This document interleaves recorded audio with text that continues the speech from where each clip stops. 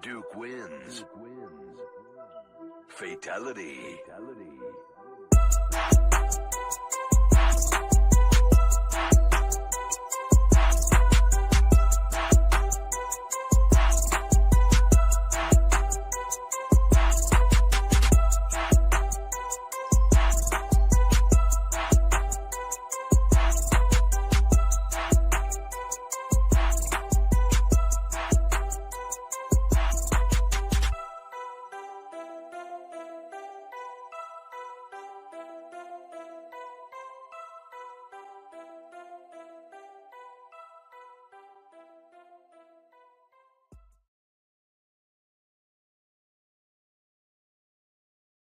What is up, fam? So, gonna get into some fun stuff today. And anybody who doubts what I'm about to put out there, uh, I don't know what tree you're living under, but this is all public knowledge. All look at it yourself. Uh, realize that you just under a rock and you don't want to believe truth.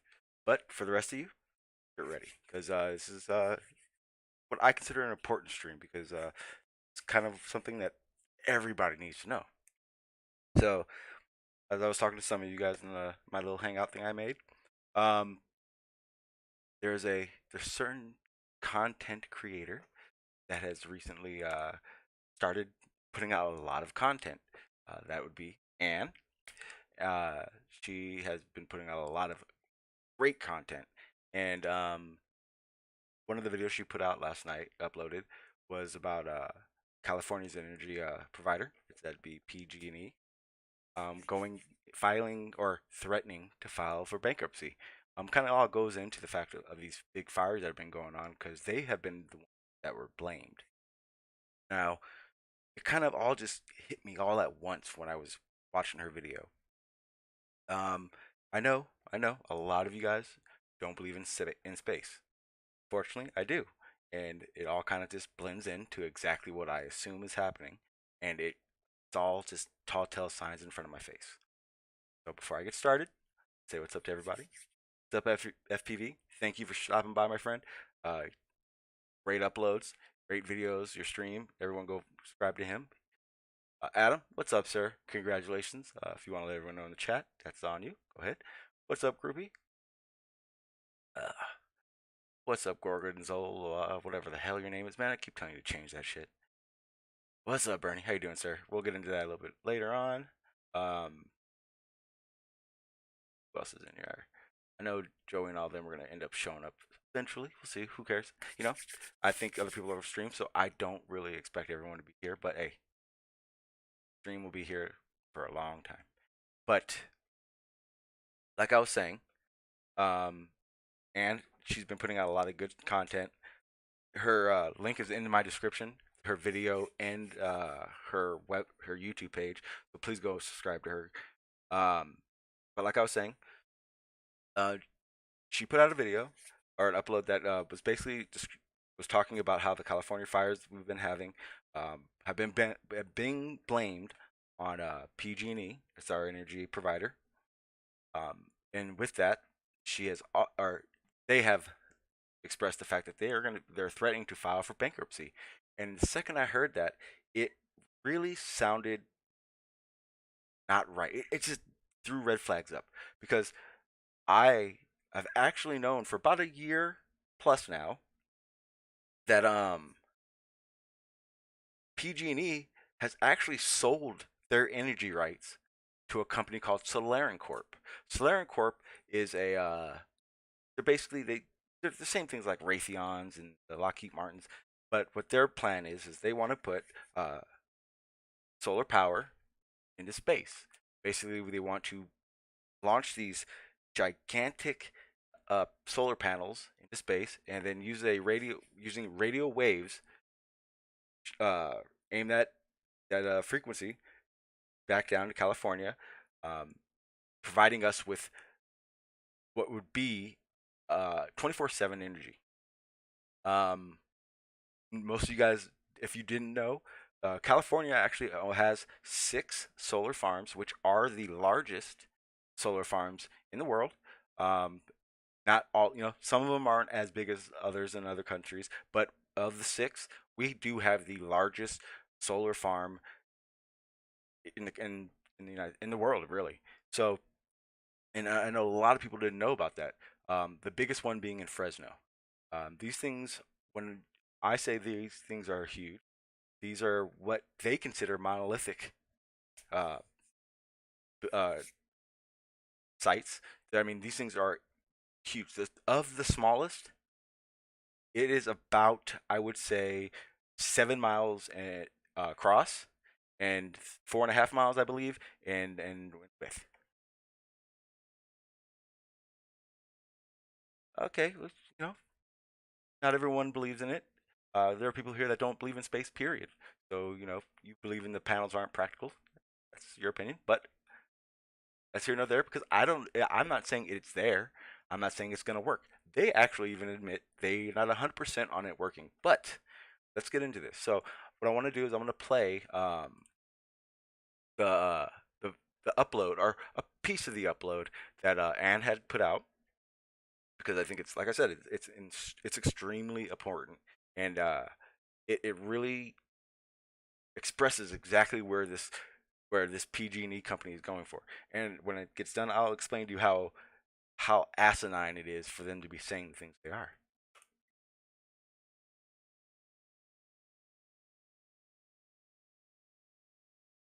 Insurance claims from the 2017 California wildfires have just hit a massive record. The numbers are staggering. Claims have now been filed for nearly $12 billion worth of damage. That is the most expensive series of wildfires in state history. And it includes nearly $2 billion in claims from the wildfires in Southern California last month. Since PG&E was found at fault for these fires by Cal West, do you think they were made to pay any of the damages? Let me show you exactly what tactics they're doing to get out of it. Could California's largest utility be headed for bankruptcy? Tonight there are concerns PG&E may not be able to survive the blame for many of the 2017 Northern California wildfires. Only on CBS 13, lawmakers say PG&E is telling them it may have to reorganize. Tonight, PG&E isn't answering your specific questions about bankruptcy, and the company denies liability for the wildfire, saying climate change is to blame. But if it follows through, this wouldn't be the first time the utility giant files. It went into bankruptcy protection back in 2001 during the energy crisis and quickly bounced back. Only this time, lawmakers say PG&E is threatening bankruptcy to protect the company from paying for the most destructive wildfires in California history. CAL FIRE just blamed Pacific Gas and Electric for starting most of the wildfires that ripped through Northern California last year. Analysts say it could cost the utility giant $15 billion in fines. But state lawmakers tell CBS 13 PG&E is proposing a solution. In this capital, they keep threatening and talking about the sky is falling, that they're going to go bankrupt, and what are we going to do? And they're creating a lot of fear in the capital. Creating fear, lawmakers believe, to limit their liability. Senator Jerry Hill says PG&E executives have been at the Capitol threatening bankruptcy to get lawmakers to bail them out. It's what we hear from back channels is that they're asking for complete immunity for their negligence, for any harm that they caused. San Diego Attorney Gerald Singleton has been in those meetings representing hundreds of homeowners suing to get California's largest investor-owned utility to pay. So we asked PG&E whether it's considering bankruptcy and what kind. The company will not respond directly or on camera to that specific question.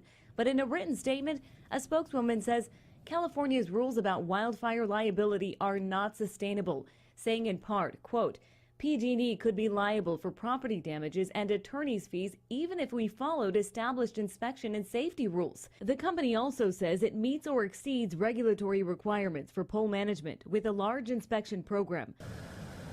Downed power lines and faulty equipment are blamed for sparking the 2017 wildfires. The company wants to work with the state to change the current liability laws because it claims it's taking a big hit, saying in part, liability, regardless of negligence, undermines the financial health of states' utilities, discourages investment in California, and has the potential to materially impact the ability of utilities to access the capital markets. They have Insurance claims. Insurance claims.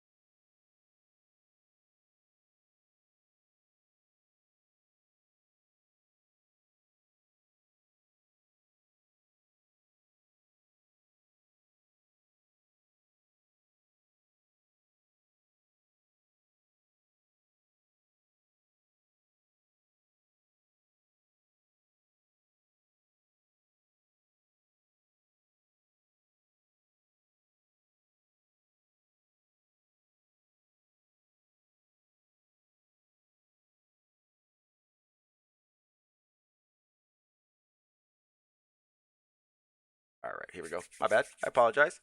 Let me start over again. Like I was saying before, I realized my mic wasn't on the whole damn time. In the video you guys just saw, they stated that in 2001 they had gone through the similar situation. What they didn't say, and they haven't told the public, and they're not making very well known, is the fact that in 2000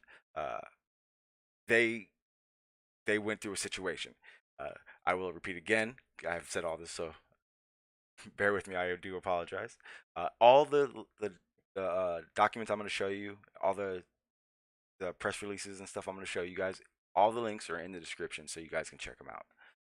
But as for this one is from April 13th, 2000, a year before they filed for this quote-unquote similar situation of bankruptcy. PG&E Corporation today announced that it will sell the stock of its PG&E Energy Services units to Enron Energy Services Operation Inc., the retail energy services unit of Enron Corporation, for approximately $85 million. Subject to adjustments for working capital, through this transaction, Enron will acquire PG&E's Energy Services retail to electric and gas consumption business. Again, it means that PG&E is no longer liable for anything that happens in that situation. They are no longer the top shareholder, basically. Basically, if anything happens, it's not on them. It's going to be on this Enron company. Through that, they still are PG, right? Basically, we're going to fast track 10 years. 2011, we've had at least 10 odd fires, and like I was saying earlier, I believe that this is also part of a big web of getting to this solar power, because as we all know, the main thing that was affected, obviously besides house, homes, and families, was the electric grid. And we've been talking about that for the past 4 or 5 years. Actually, we've had all these situations where our electric grid was put into compromise and or threatened. So let me go to this next document real quick.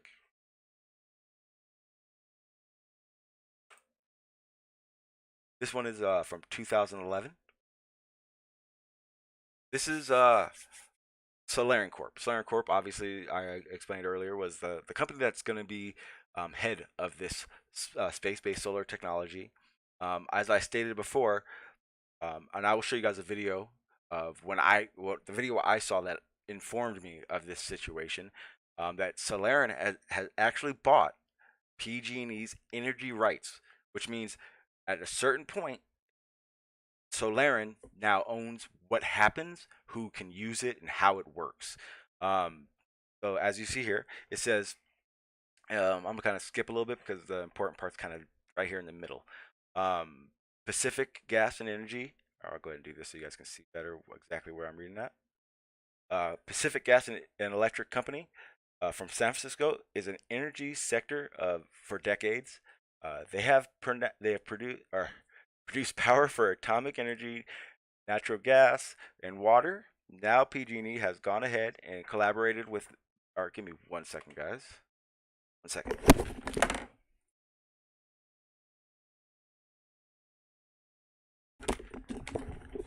All right, my bad.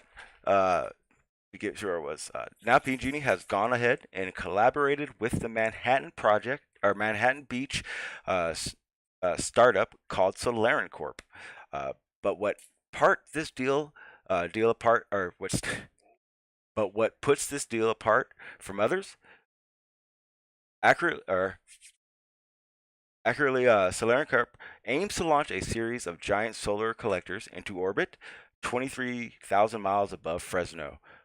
They will beam the energy to Earth in a form of radio waves. Now, the PG&E has finalized a contract with Solareen to buy the power on one condition: if they can make the technology work. Now, remember, before they had in 2000, they had basically took liability away from themselves. At some point, I haven't found those documents. They got it back. Now, Solareen has actually, so the details of what happened is Solareen has bought the energy rights, basically saying under the waiver that you guys cannot, or PG&E told them you can't own it until your technology is in space and it's working. Now, as far as I can tell, and as far as what I'm seeing as a big picture, solar energy as we see it today is not solar energy at all. It's not even a little bit. I can explain it as in when they give you these rebates on solar, and we go to make sure I can see the chat. So when they give you these rebates for solar power, and they have you, getting these kickbacks for basically, using their services still. You got to understand that you're still hooked up to their grid. A lot of people in here that I'm seeing know a lot about how electricity and all that stuff works. As from point A, yes, Adam, I'll show the patents. There's quite a few patents on it. From point A, which is the power company, to we'll say Z, which is the last house that grid will power. From point A to point Z, it loses power. With solar power, what they've been able to accomplish is A to Z now has the same power. They do not lose power, which means the rates can skyrocket as high as they want, because understand, Z was paying less than the house closest to that plant because they weren't getting the same efficient amount of power. So, as in solar power, it may have seemed nice because you were getting these wonderful kickbacks, but in the reality of things, they were able to provide energy to more people, which means they were able to make more money. Now, all correlations to what Anne had uploaded was the fact that, as far as I'm concerned, them filing bankruptcy is them filling their pockets before Solareen takes over. What better way to promote this solar energy than to destroy our electric grid and have to rebuild? Because they're going to have to understand the grid we have now will not work under the guides of what Solareen wants to do. It's not efficient enough. They would have to rebuild this, and they're doing it without even trying.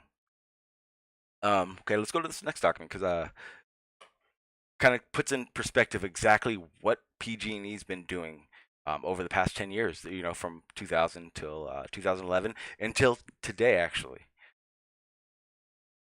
Okay, I'm going to go ahead here. We'll do this one first. Okay, so this one is from 2011.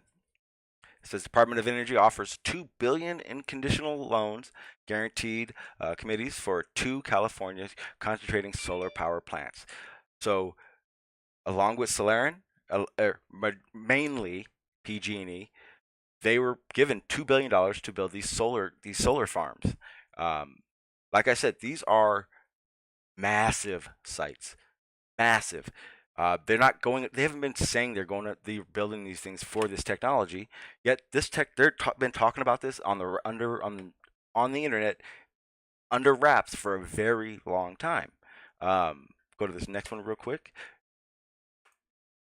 Next one. Department of Energy finalizes potential guarantee for $852 million loan to support California concentrating solar power plants. Remember, these plants don't generate power. They hold the power. Something has to feed them the energy for them to hold it there, right? Okay, so these are what the plants are like. This is Genesis. Genesis is actually the largest in California. I believe this one was in Fresno. This is the Fresno one. If not Fresno, Mojave. But it is gigantic. This one, as far as I'm looking at the numbers now, is actually the second largest. August 11th, the Department of Energy issued, we just read that part, guaranteed through the Financial Institute Partnership Program to finance Genesis, a 250 megawatt parabolic, thus concentrating solar power plant. It started commercial operations in 2014. That means they're building it, they're testing everything, making sure everything is good to go. Technological innovations. Genesis alters parabolic through solar collectors to concentrate the sunlight to heat synthetic oil, which then heats water to concentrate steam. The steam is pumped at a steam turbine generator to produce electricity. The solar thermal technology will provide 100% of the power generated by the plant. Economic impact. Genesis created 800 construction jobs and expected to support 47 permanent jobs. Climate benefits. Genesis is expected to generate 605,000 megawatt hours of clean energy and prevent 322,000 megatons of carbon dioxide emissions annually. So this one is in Riverside County, so actually a lot closer than I assumed it was. These are all the stats on it. Again, all these links are going to be in my description, so you guys can check them all out.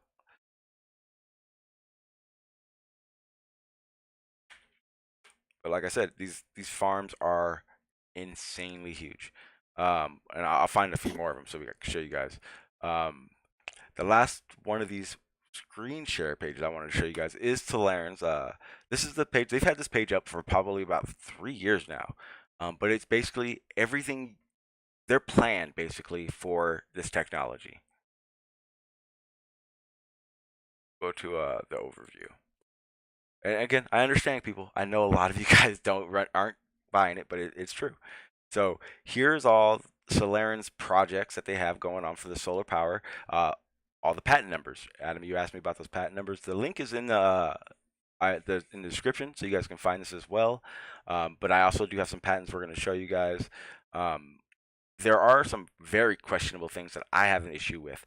Now, I've also come across documents that I still got to go through that are stating that these things not only are these solar power radio waves that they're going to use, but also as a weapon. Remember, this whole weather modification situation going on, it's so large and it's so complicated that's why I haven't been really going into weather modification, because I've actually run into a bunch of stuff that it doesn't make sense, and clarifying it is the only way to explain it. But basically, they've already, I kind of already went through it. The sun hits the panels then shoots, or the system then shoots a radio frequency to Earth into these solar farms, which will then give us energy.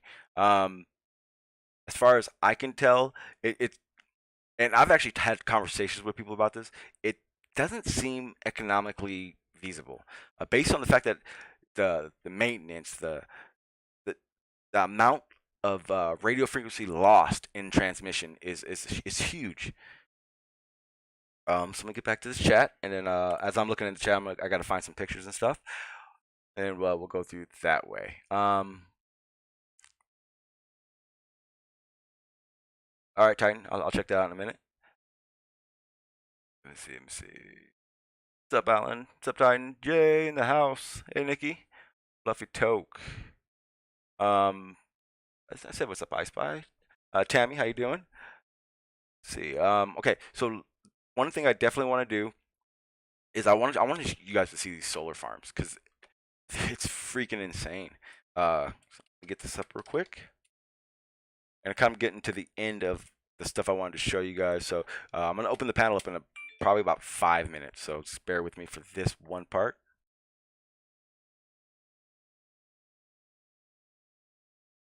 All right, so this is literally it's at least 10, 15 pictures here of what these solar farms look like. Let me see. So I know this one is California. So this is one of California's. Let's go ahead and go there. Let's see, check this site out. So this one right here is part of the 354 megawatt SAG solar complex in northern San Bernardino County. This one is trying to see the size. Okay, this one doesn't say. But like I said, it's very easy. All you gotta do, I just googled California solar farms, and you'll find more than all the all the information you're looking for. This is one. This is a solar water heating panels located on the. Okay, this is just kind of going over what it's doing. Oh, this is perfect. So this is actually an image showing. Yeah, now it's not showing it. But backspace, and it'll show it again. Okay, so if you guys, yeah, you can see it.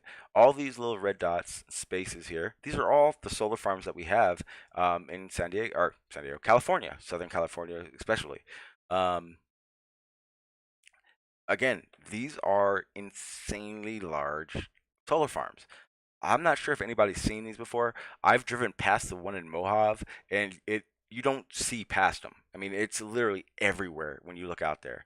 Let me see if I can find a picture, because that one to me seemed like it was the largest. But again, I've only seen the one.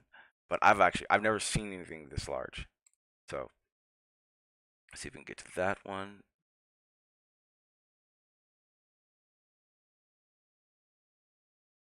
Okay, this is San Bernardino one. Okay, yeah. So, yeah, I'll do some more looking, and I know I keep saying I'm doing uploads. I am doing an upload tonight on this topic because there's so much more I need to show you guys, and I already have it up. I already have most of it edited. I'm just showing you kind of the excerpts of what I need you guys to see. I wanted to pull up another video. This video is basically the kind of like their end goal. Like, why are they doing this and why aren't they telling people? But I gotta find it. Let me get this real quick. And again, I'm not sure if Anne is in the chat, but if she is, Anne, I appreciate it so much, the work you did in that video, because it opened my eyes to so much more that I needed to research on this, and it's definitely an eye opener. Okay, so I definitely want to show this one. This is okay, I just showed it, but there's more. Just bear with me, guys. Okay, I know what I wanted to do. I wanted to show the patent. So here is Solareen's patent for the space-based technology. I was gonna say space-baked, but here you go. Space-based power system. A space-based power system. The system maintains proper positioning and alignment system without using connecting structures. Power system emits are launched into orbit and free of floating power systems elements and maintains its proper relative alignment. Basically, it shows, it shows the the whole how it works, the diagrams of the system, and the system itself is insane. I've in another chat I was in before, I think it was probably about a few weeks ago. We actually were talking about this, and we Google searched the what these panels even look like, uh, which brings me to the point that I want to show you guys these panels. Let me go ahead and find them.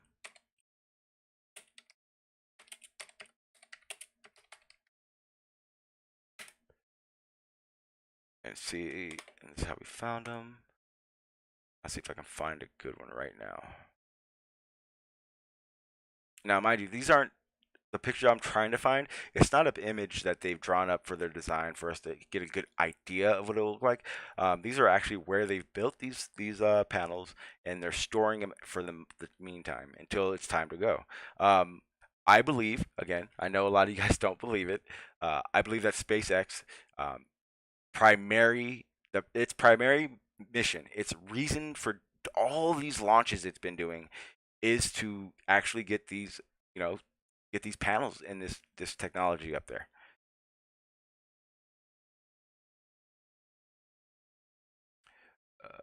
Is it? Where is it? It's always so easy to find when you're not looking, and you're definitely not live, right? Okay, here we go.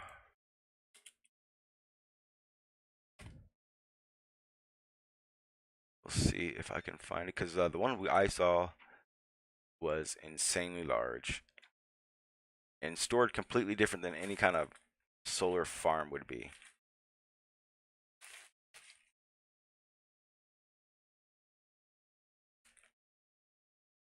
I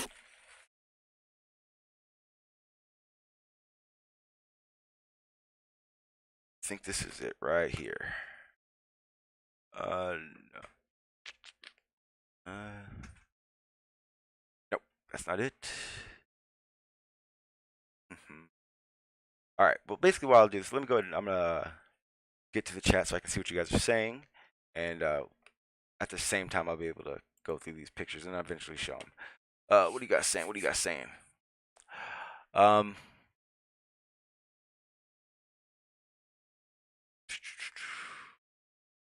What's up, Hang Down Music? How you doing?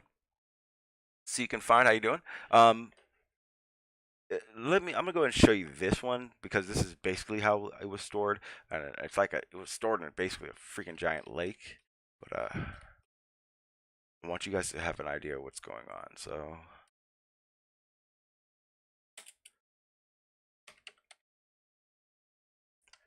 here we go. And I'm opening up the panel right now. I'm getting it set up right now.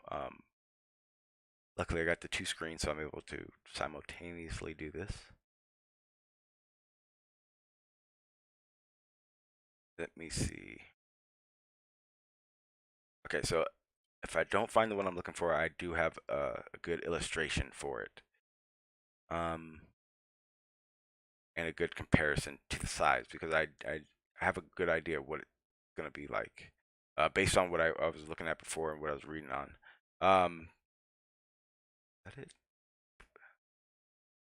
All right, all right, nope, can't find it.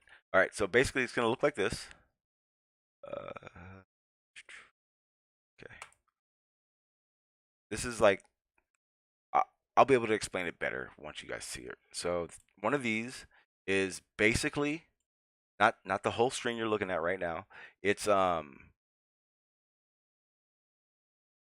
these lines go across these panels, each one would be the same size as one of the panels that's going to be. So I think there's going to be 4.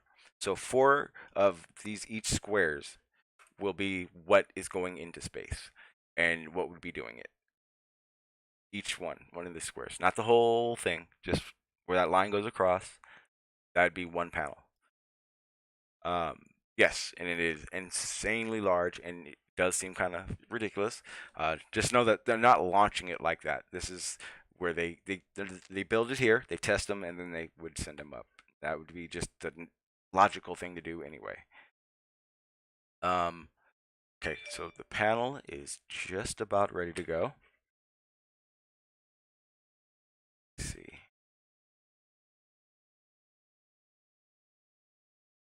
Those are boats, but next to those boats are the panels themselves.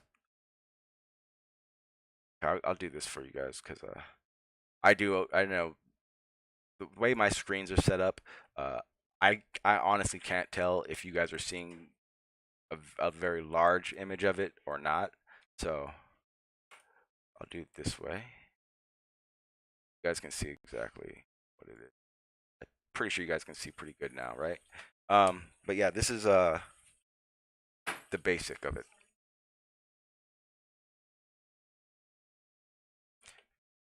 You guys check that out, and I'm gonna go ahead and get this hangout online so you guys can actually see it.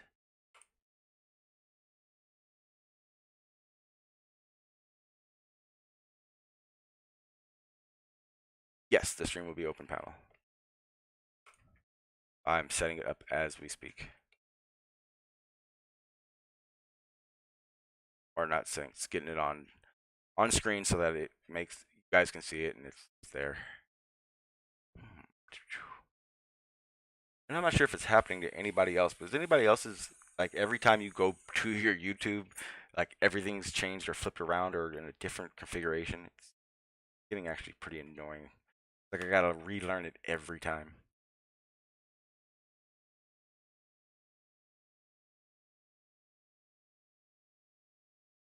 And again, everything I've shown you guys, there's gonna be links in the chat and my description, and then also you guys can also just type in space powered solar energy or solar farms, and it's gonna be right there, pop right up for you guys. All right, put this over here. Okay, so let me get this. Which window do I put it in? Okay, here we go. I was gonna put it right here, so you guys will see this pop up real quick, and then there we go. And I'll go ahead and take all this down. Yeah, I know the link's showing, but guess what? Hey, that's the kind of thing you can do when you have OBS. So if you are streaming and you don't have OBS, get it. All right, so we're gonna go ahead and shrink this down right to there, and we'll put it right. We're gonna put it over here. And there's a little box right here. There you go. All right, so I'm gonna go ahead and put the link out there so you guys can join at will, and then we'll build from here. Because like I said, I know a lot of people are gonna have questions and/or their opinions, and I'd love to have each and every one of them. So if anything, let's get to it. Get this link out there, you guys. And I know I should have been more prepared. Problem was that I decided to change my everything, my whole OBS. I changed it all literally last night as I was doing this. What up, Trey? I think I've been streaming for about half hour. There's the hangout. Anybody can join. Anybody, even you trolls in the background who believe that I'm wrong and you're right, more than welcome. Come on and try to prove me wrong. I think I got enough. Hey, what's up, One Consensus? How you doing? Welcome. Oh, not need to be like that. Here, okay, this. And for anyone with the issue that I have a lot of wrenches, too bad. it's my live stream. For real? Oh, damn. Okay. Well, hey, that's why. Okay, so I'm probably everybody in here is in it. If you're not, let me know. I do have a YouTube group now, I guess you would call it, where I'll be starting to put the links and notifications. So I hope you get them that way. Barney says, Adam, what is the difference between solar and sun panels? Solar just means sun. Well, one it's the difference between what stores and what actually sends energy through. It's kind of, there is a difference. I know that. But yeah, as in, hang on, see who be that? Hey, how you doing, sir? How you doing, sir? It's actually been a while since we've talked.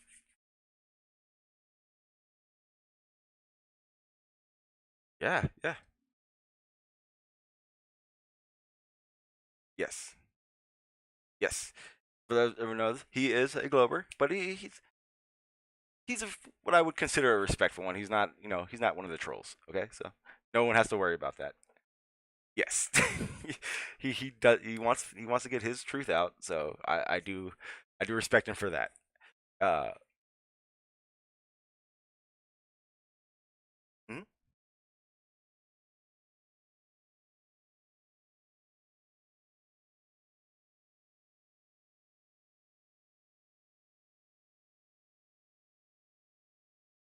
The best of my ability, that it's round, and then admitting defeat if that's not what it is.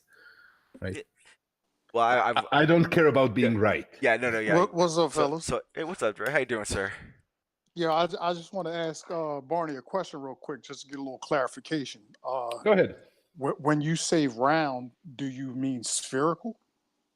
Yeah, the irregular geoid shape. Okay, got you. Yeah. So basically, what he did, we were in contact. We were talking to each other in the Google Plus Hangout area, or the Google Plus community, whatever you want to call it. He came on and he said, "Hey, I'd like to have a conversation with you. He even said, doesn't need to be a debate, doesn't need to be a right or wrong thing. Like he said, just discussion. So you're more than welcome here, man. More than welcome." But yeah, so what did you think about what I was just presenting? Completely uninformed. I know very little about solar, and yeah, I don't have anything to add. Okay, so well, the main thing I really wanted to get out about solar, and I've been wanting to talk about it a lot, is the way they're presenting solar is like this, like off the grid solar living, and realistically, it's definitely not. You know what I mean? Because if you're connected to the grid, those kickbacks they're giving to you are literally thank yous for helping them, basically. So from what I understand, solar is peculiar because you don't have power from solar all the time, and you often have excess power at noon, right? At peak time, when the consumption is actually not that high. So you get a lot of waste. And for the grid, or for any, you can be off the grid and be on solar, right? You just Yes. cut the line and that works. Yeah, well, what you would Up want to a is point. these solar batteries, which are specialized batteries. Yeah, you need solar batteries. So my uncle has a small, let's call it a farm, in Istria, and it's solar powered, and he has it's completely off the grid. It's off the grid of water, it's off the grid of electricity. Okay, yeah. And yeah, you have to be kind of careful not to overcharge the batteries, Yes. and have everything set up right, and to track the sun to get the most out of it when you need it, and right. Yeah. Yeah, exactly. And being on the grid, from what I understand, being on the grid is basically just a way to mitigate that. They get cheap excess power when you have it, and they give back power when you don't have it. So you kind of you get the convenience. Yes, but the reality, like I was saying, they don't lose anything in the long They run. don't. Yeah. No. They're not giving anything to you. You're making money for them. Yeah, exactly, 100%. Yeah, and what irritates me the most about it is through all these kickbacks and rebates and all these wonderful things they advertise, they never talk about the batteries ever. I've never heard any solar companies talk about batteries. Yes, but that's the whole point of being solar on the grid. Yeah. That you don't need batteries. Yeah. Well, right? The grid is your battery. yeah. So to speak. There is like we got solar panels on our house, and Ah, fuck. Are you guys there? Can you hear me? Wait, so hang on. Whoa, hang on. So, I just lost complete everything. My I was connection. wondering where you went. Give me 1 second, okay, so I'm there. I'm good there. I have no idea why that just happened, and it wasn't even like a normal just a hiccup. All right, we're back. Okay, so apologize everybody. I'm not 100% sure what the hell just happened. It wasn't just like I lost the signal. Like my whole network went down. Like everything was like, nope, not happening. But I'm pretty sure we're good to go, and I do apologize. Damn, that The sucked. YouTube video is buffering for me. There's no stream. Okay. Oh, it's back. Sorry, Okay. it's back. Yeah, I literally it's everything. Like it didn't even like go bad. It didn't even slow. It just everything stopped for me, and I'm not 100% sure why on this one. But yeah, we're back on. I do apologize, Drake, because I know you were talking probably that whole time. Yeah, no, it's all good. I mean, like I said, I was just pretty much just kind of making a comment as far as like how I felt about it when we were, we were getting solar panels for our house or whatever. And I just don't think that at the end of the day, whether you want to call it the establishment or whether it's the individual solar company that's providing the panels for people to collect the energy in the first place, if their intent was truly for uh, the collection of solar energy through the residence of people's private homes, if that was really intended to relieve the stress on the grid system that's already set in place, why would they not incorporate some sort of cohesive storage system so that the people that have the panels on their roofs can actually store the energy and use it right on hand, as opposed to sending it directly back into the grid?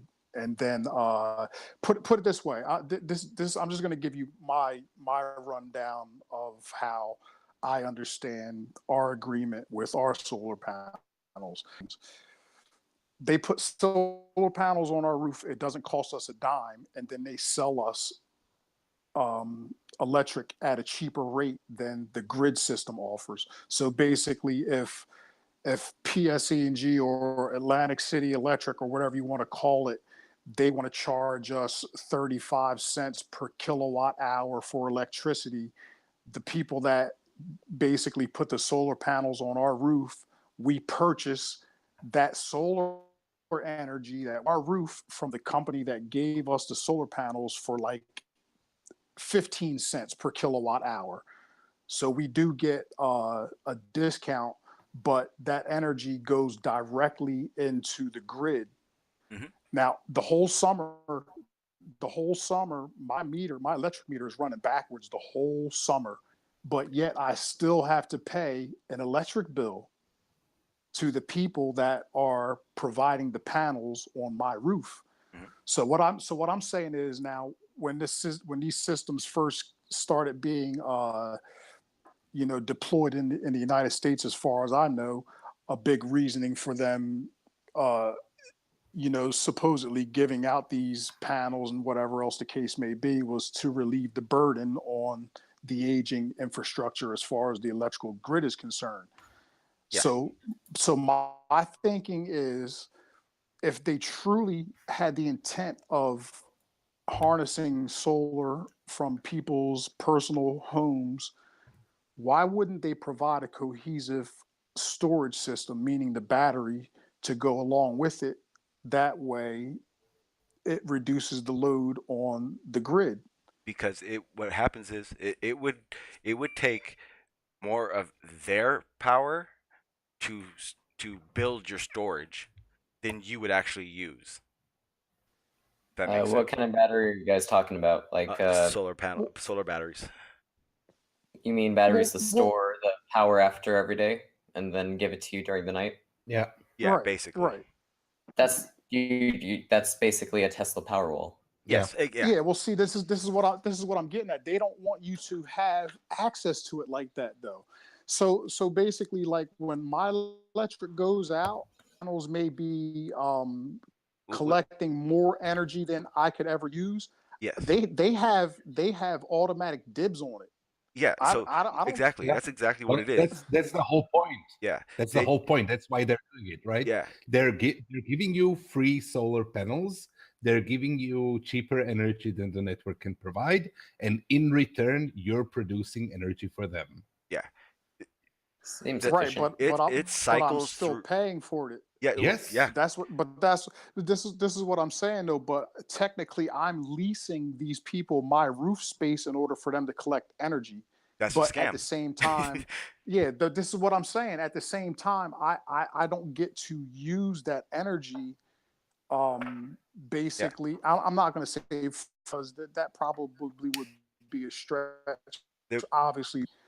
But at the same time, the amount of like I get full southern sun all day during the summertime. Put it this way, We you could never use I anywhere couldn't close to the amount of energy they put that I'm in. collecting. Yeah. Then Yeah. they put in. So and them knowing that, Right, okay. they don't want you But storing it.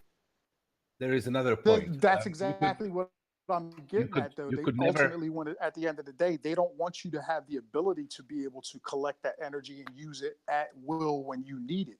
Because if that were the case, that system would be it would have a storage system along with it from the gate. So it's not about, to me, it's not about them trying to relieve a burden on that system, because if that were the case, they would start incorporating some of these suppressed technologies that have been around for fucking 100 plus years. When you say burden, it's not on your system; it's on their No, system. yeah, that's what I'm talking about on the grid. But this is what I'm saying. So if there's a large scale burden on that system, why wouldn't you give the residents the ability to store that system, to store that excess instead of putting it back into a system stressed? Well, because remember, it's Thing not. is- Go ahead, Bernie. Expensive. Batteries are way more expensive than cable, than that infrastructure which is getting overloaded, right? Because building one central unit is probably cheaper than having a distributed system that is in each house and that you have to maintain. And that's one thing. The other thing is they're not really ripping you off. Well, they're making money off of you. No, listen to me. They're making money off of you, but you're also making money off of them. Why? Because there is no way in which you can monetize that roof space. Yeah. Right? Yes, if you remove their panels, then your electricity double the price. So you're losing money. There is no way in which you can turn that roof space into more efficiently. Okay, so now, if I can simplify it, the best way to simplify it would be, it'd be like the power company is pulling a 10-wheeler, like a big Mack truck, right? Every house that puts a solar panel on is like another helper to pull that truck. So if they get enough people to put solar panels on, they have enough help to pull that truck. Now, and the fact that they don't want it to be just them winning in it, they lower your bill, so you feel good about it. Okay, yeah, but this is the thing. This is the part that I was going to add to it. But the fucked up thing about it now, the residences that carry these solar panels, they have an electric bill that they pay to the people that provide the solar panels, but yet the same that provide these panels to these businesses in the area, the businesses don't pay nothing, provide the solar panels, pay the people that provide the roof space. So what's so different about the business making money off of leasing their roof space as opposed to the resident more leasing space. their roof space? No, Yeah. that's A lot more It's not space. all. No, that's listen. That's not always the case because I can name probably like 4 or 5 different businesses that are directly around Well, me. Where when you look at the square footage of the roof space, now granted there are some larger businesses that have much more roof space, but it's only the businesses that collect money well, from the panels that are on their roofs. the The only residents thing aren't I allowed to could do think that. of for that situation would be the fact that that building will be there for sure longer than a resident may want that system. So 9 times out of 10, Uh, a business is leasing that building, and the building owner is giving that company a really good rate on storing a lot more panels, a lot more of their system. Because remember, if they give you a way to store the system, that's a bigger well, truck for them to carry.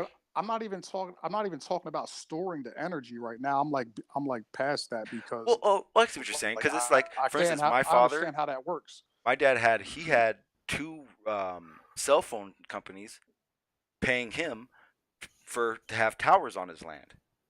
Right.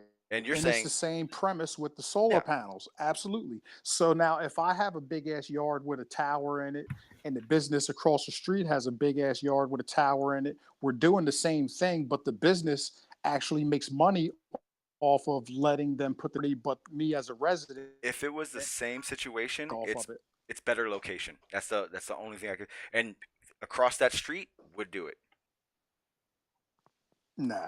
It's 100%. No, it's but just it's simple market dynamics.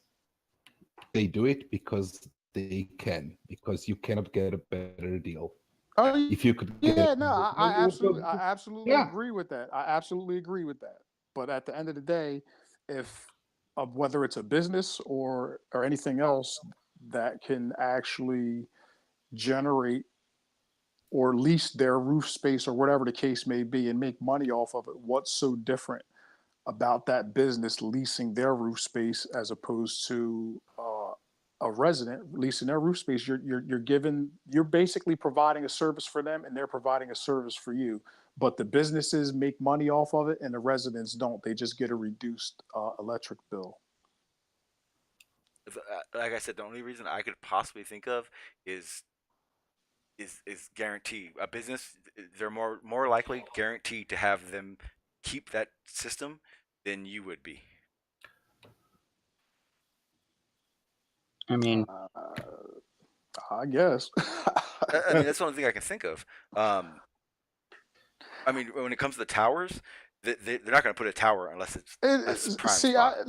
I was like into when we got the panels. I was kind of like into it real big because it was so glaringly, obviously fucked up that it was like one of those things that I just had to keep looking into. But just long story short, now I'm going back. Probably we've had these panels probably for like 10 years or whatever. But there were all these rebates and these incentives that the government was offering in order for them to give out these panels in the first place. Now, one of the things that these panel providers were getting, they were getting rebates, several rebates from the government for providing the panels that they were in turn they would basically, how can I say it? They were basically taking those rebates and passing them on to the businesses that were accepting panels on their roofs, but they weren't passing it on to the residents. There's something wrong with that, in my opinion. Like how you can get a rebate off of me basically getting panels on my roof, Well, and the it's almost only like they were double dipping. I don't know if I'm saying it right or whatever, but well, see, like the only thing it I was can fucked think up. of that would be under that consideration is maybe they're able to use a business as a resting. I don't know how to explain it, as a point of more like, remember, you're not using as much energy as they can put through your place. So maybe they're able to bypass more energy through a business than your house. You know what I mean? I really don't know the dynamics of that part of it. Well, I mean, if you think about it, that would be more of a more of a gain for them because the residents don't use as much as they collect. Whereas if you have you have a 2,000 square foot business roof that's running lights all day and all night and whatever the case may be, those people are using a lot more of that energy that they're But collecting you got than to the remember, resident would. if you're not using your energy, those solar panels are useless to them. Is this about No, solar no, panels and roofs? because it collects the solar energy and Yeah. it puts it directly back into the grid. Yeah, but if So you're not nothing's using being it, lost. no, but yeah, the thing, if you're not using it, then all it is part of the grid. It's the Yeah, fact but that you this is use what I'm saying. less We energy. No, no, hang on. don't It's not know. about the amount, because you're using the same amount, if not more, than you normally do. It's what it is. It's No, about the listen, strength listen, that they listen, have to listen. push through to get through you to the next house. I That's don't I all don't the solar panels are I don't about. think you I don't think The you know houses. the panels the panels that are on my house, I cannot access that electric at all. No, it's like probably a It's wire. No, no, you can't. You're no, right. No, no, no, hang on. no. See, that's I can't access that electric that I'm generating on my roof at all. It goes directly back into the meter and then feeds it back into the transmission lines to you're, the main power Yeah, but company. you're electricity in there doesn't work like somewhere. that. You can't pump things back into the grid from your house. Yes, it Yes, you bypass. can. Well, It's then it's it that's some literally. bullshit because I literally watch my meter go back all summer, every See, summer. see, what you're confusing is the fact that it does work that way. What it is it, as like I said, from point Wait, A back to up, point B. back up. You just broke up or something. I couldn't hear what you were saying. Oh, okay. So like I was saying, I was trying to explain to goddamn kid with the name I hate fucking saying, Just say Gorg. Gorg. from point from point A, the power company, to point D, house, the last house they can get to, they lose energy. There's electricity is lost in that system. When they started using the solar panels, they were able to not lose as much. The reason for that is because they were able to have piggybacks, basically. All those solar panels are piggybacks for their systems. Those systems, each house with a panel is a circuit. That's all it is. They do pump in and it pumps right back out. Without having to put so much in is the benefit to them. If they put 80% power into a house with panels, they only have to put 40%. Well, I think you're kind of misunderstanding it because houses, the power doesn't go through a house to get to the next one. It yeah, goes that's what I'm around it, and the saying. No, power I get takes that, from the but line. that line, but the power to power that house, instead of using 60% of its, we're losing 60% power to power that house. It's using less to power that house. That is the Yeah, benefit of solar panel. Sean, listen, this is what I'm saying yeah. to you though. I don't know how the systems work in Pennsylvania. I don't know how the systems work in Colorado, how they work in Japan, whatever the case may be. But the system that is on my roof, just like the neighbors that had the panels and the people down the block that had the panels, you don't have access to that electric that's being generated on your roof. But The when you, sun comes that's out. Listen, impossible. If your no, meter, it's not. Well, if can your you turn on the meter, lights? if Wait, your wait, meter is affected by that panel, then your house is affected by that panel. exactly. Listen, I disagree because the way that it's set up, the system, like I use, technically we use the electricity that's provided by the same company that's been providing people with electricity before the solar panels Yeah, were exactly. around. But Yeah. Okay, they're only feeding so you with less power now. It takes less power to power your house now with your panels. no, it doesn't Your take less power is power. putting Listen, power into the hold grid. on. Okay. It doesn't take less power. It doesn't take less power to power my house Oh, you're right. as Less as strength. I'm sorry. It takes And- less effort for them. well, it's less of a strain on their system because I'm not Exactly. using as much as I was before I got the solar panel, and that's Yes. because You're saying the because same thing. Yeah, yeah.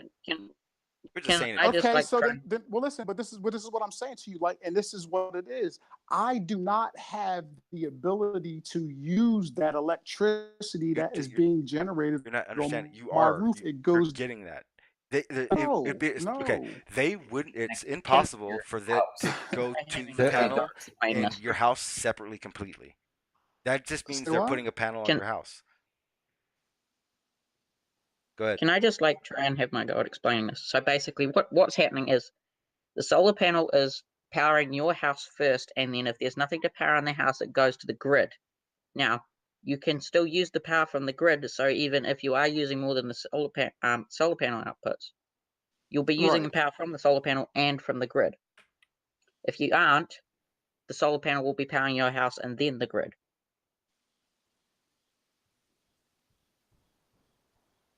You got that?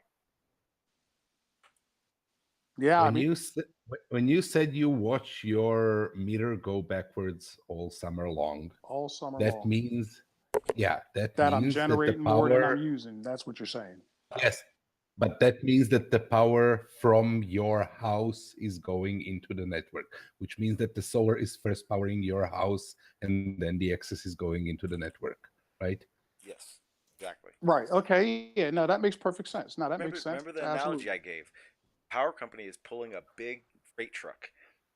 Every time they put a panel on a house, a friend comes and helps them. So it's just a little bit less that they have to pull on that truck.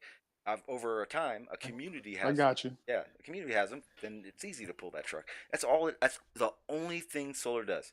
It doesn't. It's not like they're saying that's all it is. It relieves them. They give you a little bit of a bill, less of a bill, so you feel good about yourself, and they still do you without Vaseline. Oh, and that's the other thing. We got to kind of watch our language, guys, because we got a couple youngins on the panel. But they are extremely smart. They will make us all look Boy. retarded. So, yeah, it's the reality. When people start realizing what solar is, it's not as great as it is. Solar energy is only beneficial to you if you have a way to store it. That's the only way it's beneficial to us. Totally agree Yeah. with that. Same. And I do know there are ways to, and this is off the record. I am not telling anybody to do this because it is very illegal. There are ways to store their energy. Yeah, if it's legal, I don't think you should stay on stream. Well, if you I store ain't your worried about energy, you're that. still using the energy I from the don't do grid. it. Yeah, You're but still using the same amount of energy. It's Nope. just going into batteries and you're Nope, using it because later. what happens is they store it gets stored in the batteries, and then you cut the connection between the grid and you. There are 100 ways of doing it. Every time you shut off your master control box, your fuse box, you have shut yourself off from the grid. That is there are ways. I'm not going to get into it because getting into it is a bad idea, but it does happen. There are many ways to do it. And so the problem with that is that you will very likely not be saving much or anything. Mhm. The cost of the batteries and the upkeep on the batteries. Yes, I like believe. maintenance and. Can I like put my input in? Well, did you want to finish, Brady? I know you've been No, trying. go ahead. I know I'll let you go right after me. I'm pretty sure per battery is in the range of from the low level ones cheapest I've ever seen is $250 to the average, which is about 5. That's what I've seen. Granted, Okay. they hold a lot of shit, a lot of power, lots of power. You can power a house on one battery for about a week. Go ahead. So basically what I'm thinking is to charge the batteries from the grid, you're still going to be using that power from the grid. So that'll be going through your house. So when you disconnect from the grid, it's going to be going back into your house, but you've still used that electricity from the grid. You use less than it would So, take. It would be faster to fill your battery than to use the battery. so answer me this question here, because this has got me kind of thinking, like, and I'm curious as hell, and I don't understand this. So during the day, and this has happened quite a few times during the day, sunny as hell, my power goes out, and I don't have power until the electric company gets, whatever happened under control. Like for instance, this was probably about maybe a month or so ago. There was like a major accident up on one of the main roads that ain't far from my house, and somehow it took out like a transformer or some shit. I don't know, whatever it was, but it killed like the power to like a whole bunch of like houses in this development the neighboring development, all the businesses up on Berlin Cross Keys Road and whatever else. So if I'm generating solar power on my roof, how come I don't have power during that instance? No Because storage. it's simply not enough power. No Yeah, storage. that's the first thing that I was talking about. So as much as it is a problem for them to get low power, meaning there is more use than is produced, it's the same amount of a problem to produce more than is used. You have the same problem with wind turbines, that on really windy days, Yeah. you will get too much power production. That power has to go somewhere. If it doesn't get used, it'll burn out everything, right? Kind of why you see So- out of 500 wind turbines, sometimes you only see 20 of them actually going. That's so that doesn't happen. Exactly. So, So- I'm guessing, I'm just guessing here, but I'm guessing that they have a way of shutting down like noon time when there is low consumption because no lights are on, nobody's at home, everyone's at work, right? Low consumption, high production, that they will turn off a large portion of solar panels. Yeah. Can I just say something? My granddad used to work. He used to erect all the wind turbines you find up on the hills, and he used to drive the trucks. And he was talking with the people who made them. And during really windy times, what happens is they've actually got brakes in them so that they stay at a constant power. Yeah, but that's why they 500 like I have one of these turbine farms probably about 20 miles from me. There's 500 of them. I've never seen all of them on, but what you're saying is exactly how it works. But what they do is they'll cut them in half, so only a third will be running. Because if they didn't have those brakes on them and it got too windy, those things would burn out. They'd burn the engines out, and the propellers would break out. That's when the brakes fail, because the brakes keep them spinning at that constant speed, you see. But they are really unreliable. That's why you see most of them stopped sometimes. Horrendously unreliable. They're unreliable, but when they are reliable, they work. They're more reliable than any transistor station.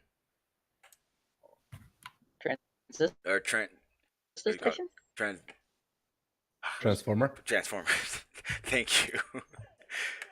Where I was doing radio stuff or radio waves or frequency earlier. They explode with a hell of a massive bang when they do go out. Yeah, and that's referred to as a brownout. Can I tell you a funny story? Yeah, that shit confuses me. I don't get a it. blackout is a power outage of the grid. About something else. A brownout is a power outage of the system. So the power plant goes out. Kind of like short circuiting something compared to the whole circuit board blowing. The story. Some guy who lived 2 houses down from us decided to get a divorce. They went to court and nobody could figure anything else out. So guess what happened? The guy ended up literally getting the house cut in half straight, putting that half of the house on a truck and driving it out. Damn, that's gangster. Yep. And on the way out, the chimney caught a transformer at the end of the street and made a massive spark, and all the lights went out down the street. And it's just like, that's a blackout. Yeah, I only the lengths people will go to. Yeah, and the reason I know it was the difference between a blackout and a brownout is the fact that I live in San Diego and we've had one. Anyone who lives in Southern California remembers when some a-hole at a site in Arizona hit the wrong button and wasn't paying attention, and he burnt out, and he basically shorted out the biggest power grid system between California, Arizona, and San Diego. Southern California, I think, was out for what, it was almost 3 or 4 days or something like that. Hey, everything, how you doing? Yeah, it was a special situation. Um, Luckily, I had generators, so I didn't feel the effect. I was the only house in the neighborhood with a refrigerator and TV on. It was great. That kind of reminds me of people stuffing up. A couple years back, some drunk guy up in the water reserve for the city, and they had to like dump about 3 water reserve to try and get rid of the turd. Yeah, was that? I see something like that. I think it was a dude. He peed in it though, and he got locked up and shit. Oh, excuse me. I'm sorry. It's fine, honestly. You're good. And You're it's good. just like, why would you do that? No matter how drunk you are, why would you take a crap in the water reserve? It's got like barbed wire fences all around it. That's how we know you're And this young guy and must have been stay that so way. determined. But when you get older, you'll understand why. You just don't understand now, and keep it that way. Yeah, that's a brownout Yeah. right there. There's a brownout of the water system. Yeah, but it's It's after before the taste of chlorine came out of the water. yeah, but that was the main reason why I wanted to do this. Hang on, because of she's finally here, and I immensely appreciate your upload from last night about the PG&E. I went over your story where it was PG&E going, threatening bankruptcy. Then I showed some reports. I'm pretty sure I hope I made sure I sent you the reports about how in 2000 they sold their large sale of their stocks to a company for 85 million. Also, actually, that Solareen Corp actually bought their energy rights in 2011ish, and kind of been going with that for the whole time. So, as far as I am concerned, I feel like PG&E is just filling their pockets, and waiting for the day when solar comes out, because we do have the largest solar farms in California. For anybody who wasn't here, I kind of went over that stuff, and went over the fact that California has the largest solar farms in the world, basically. And that being said, for space-based power, I know a lot of you don't go with that. I do still. So understand that when they do launch something up there and we do have solar power from space, ha, I was right. But until they, we'll let you go with what you want. But that's what I feel is going on with that. And the biggest proponent of that is like what we were talking about, where solar power is not what you believe it is. The majority of people believe it is. Obviously, we kind of went over it, and we do understand that it's not really a beneficial thing to us unless you're storing it yourself. How is it not? Aren't you getting a 50% cut off your electric bill? I feel like it's the same thing as buying a If car. if that's how much it's going to end up giving you, yeah, sure. Well, yeah, you're It should be free. You're We paying shouldn't be less. paying for electric at You're all. paying less than you were, but you're still You'd paying more probably than you need have a to. lot more. You'd probably need a lot more solar panels, unless your house is to the max. And it's Wait, understand something. Solar panels are useless unless you have a way to store them. You can have a billion of them. If you can't, solar panels don't store anything. They just generate it. It's only at night when you really need the power from the solar panels. That's when you can't store them and they're useless. During the day too, because during the day you can have solar panels, but you're not going to be able to generate enough to power a house. You need a storage. But the batteries don't make more electricity. Remember what I told now, you? Hold on. It takes less to put in, or it takes. They can put more power in to store than you would use out. That's why they're special batteries. These batteries aren't like a car battery. If you charge a battery constantly, you can power a light bulb. Remember, like if you charge the battery at the same time as powering a light bulb, it will stay on forever, right? No, the battery will eventually run out. But it's not. But it's got the same amount of energy going into it as out. So if you see, there's things wear down. But a solar battery does not wear the same way a regular car battery would wear.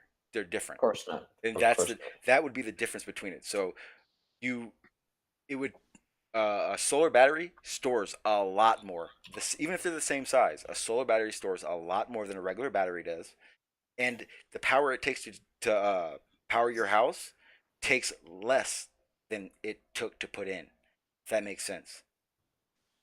No, because that violates Okay, how the about this? laws of If thermodynamics. it takes 20 minutes to fill a solar battery, it Yeah. takes 100 hours for you to use that energy.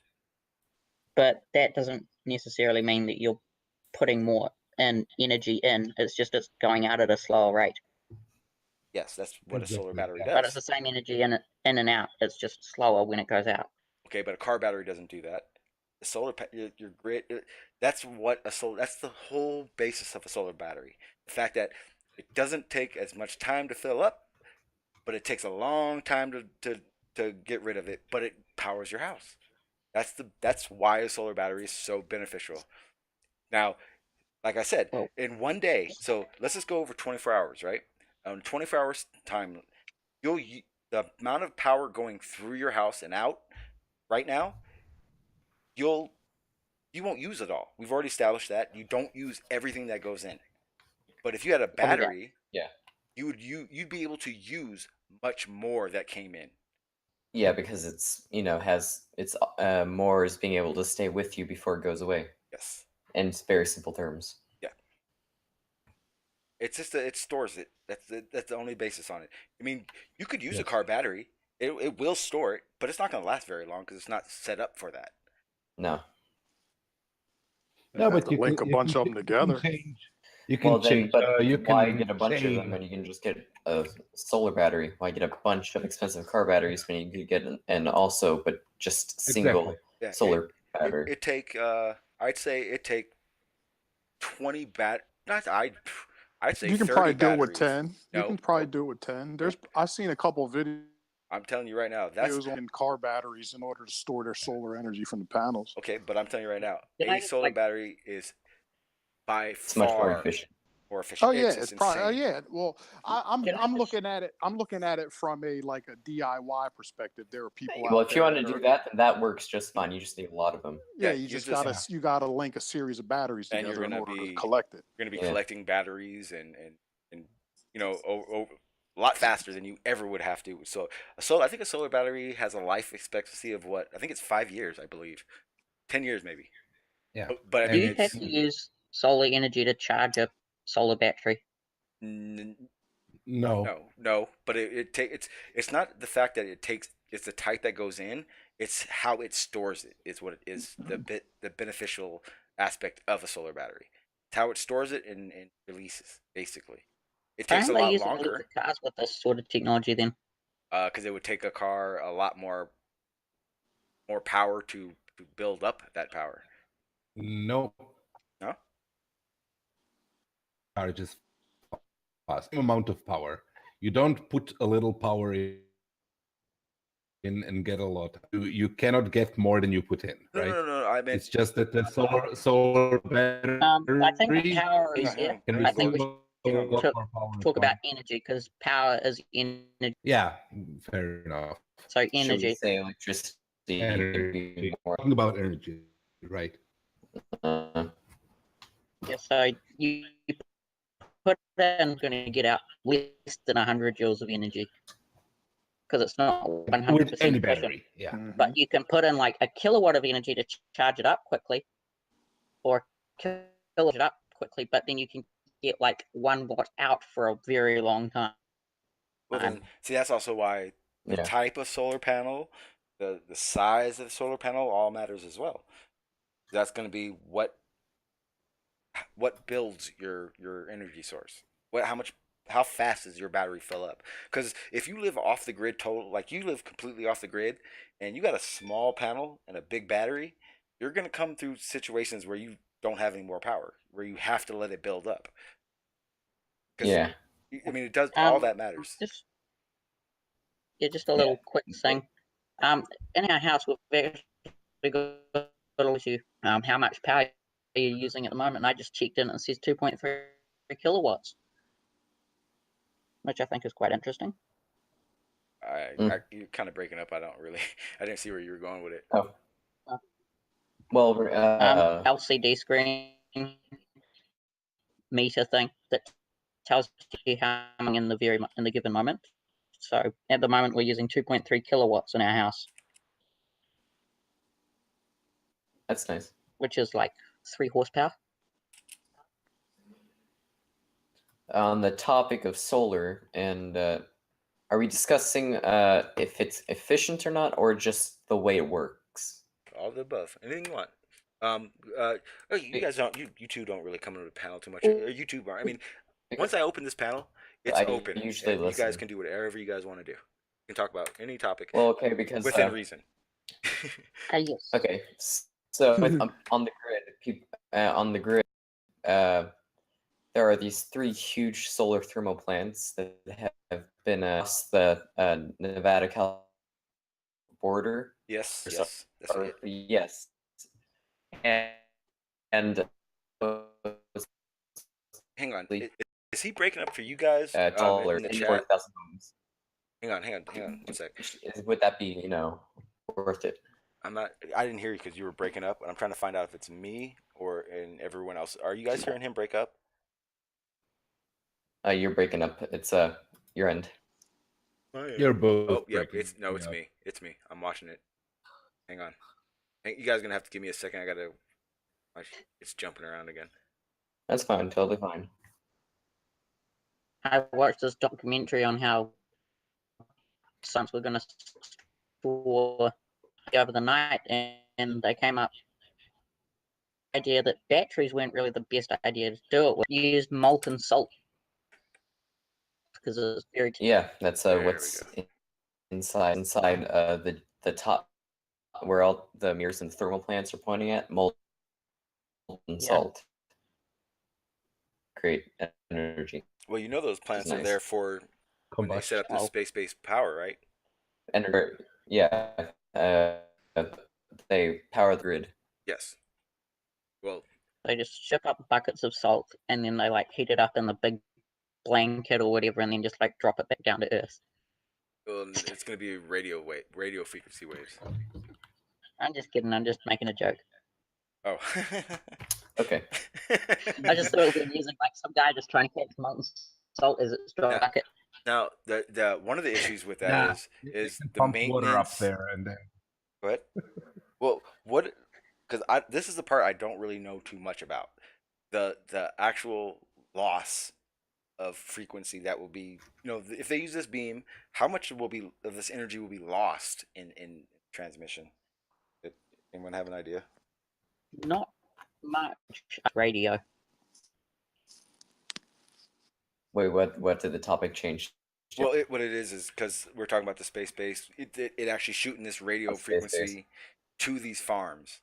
I was having a conversation in one of the discords, and the conversation came up of what would be the loss in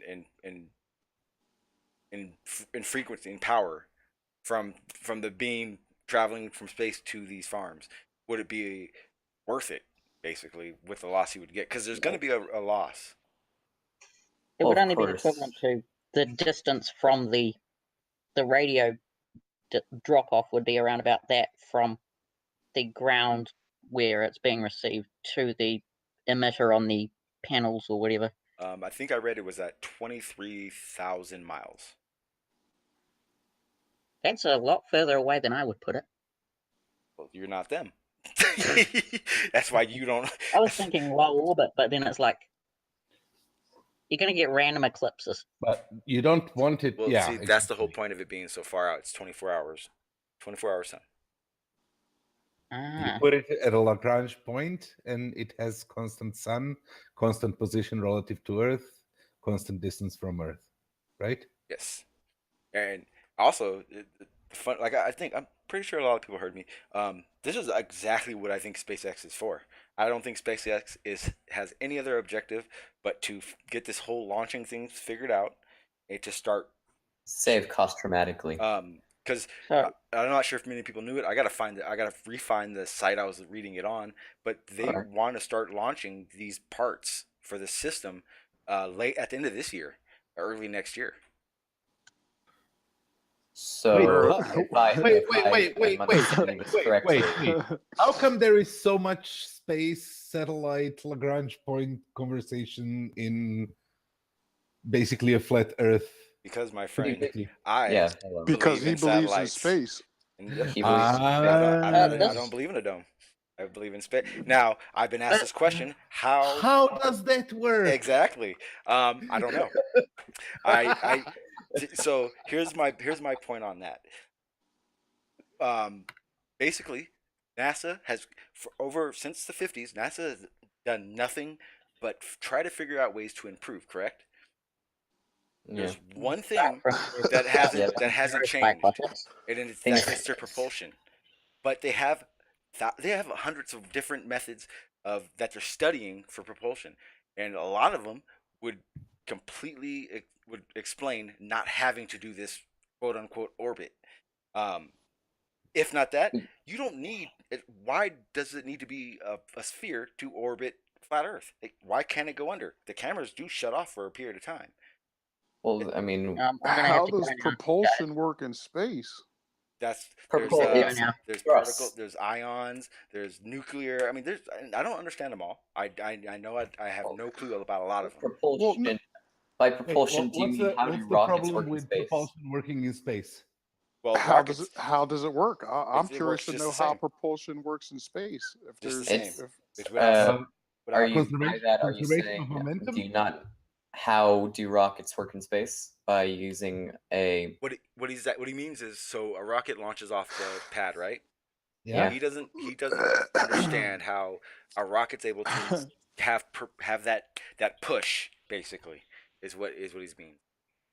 You mean is it that thing where it's pushing off air and then it gets the vacuum, and what's it pushing against?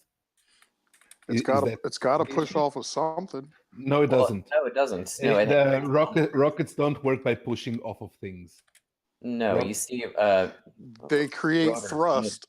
So thrust is what actually propels that rocket forward. And it creates its own by ejecting high pressurized gases from its nozzle. Okay, so if there's no atmosphere or anything for that to react off of, it's good for the then rocket. how does it work? There's less resistance.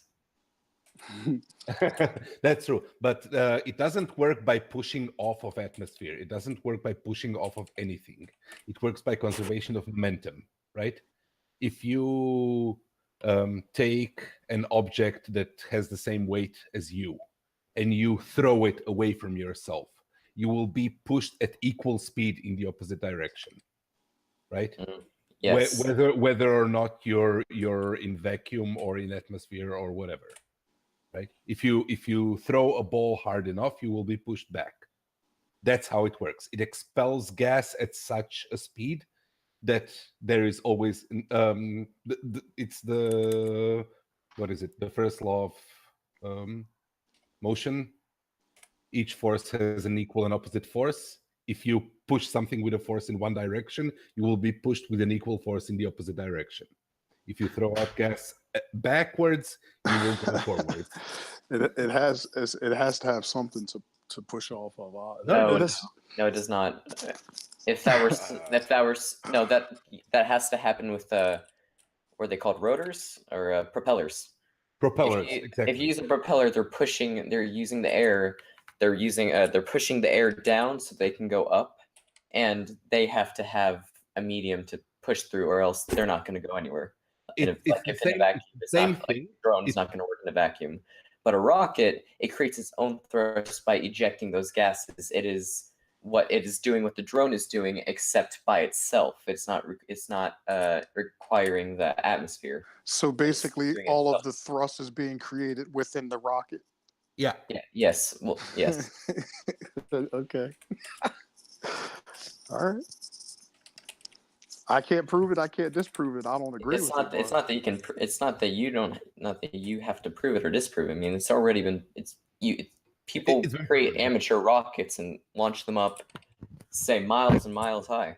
It's just it's just something you would know. It's physics. So because amateur rockets actually no, I was giving an example. It's not a reason.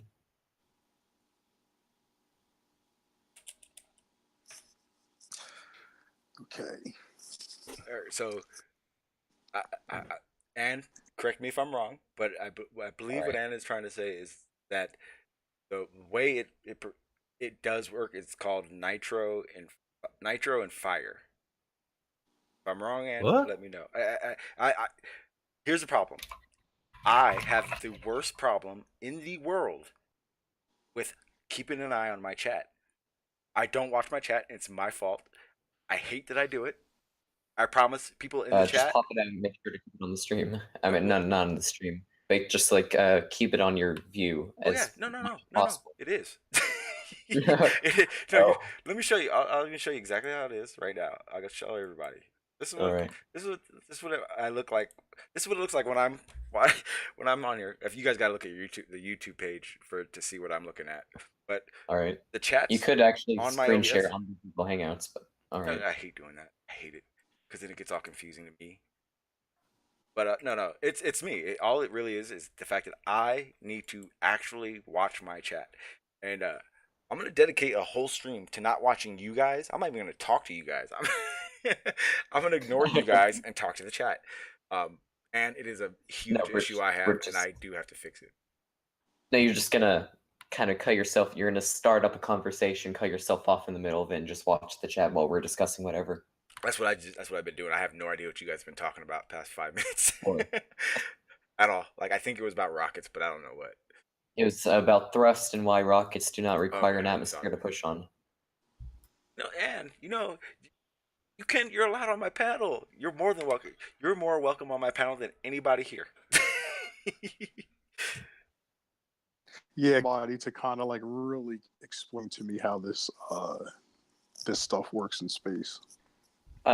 Well, I guess I do work, or I know the most in things involving space. So good.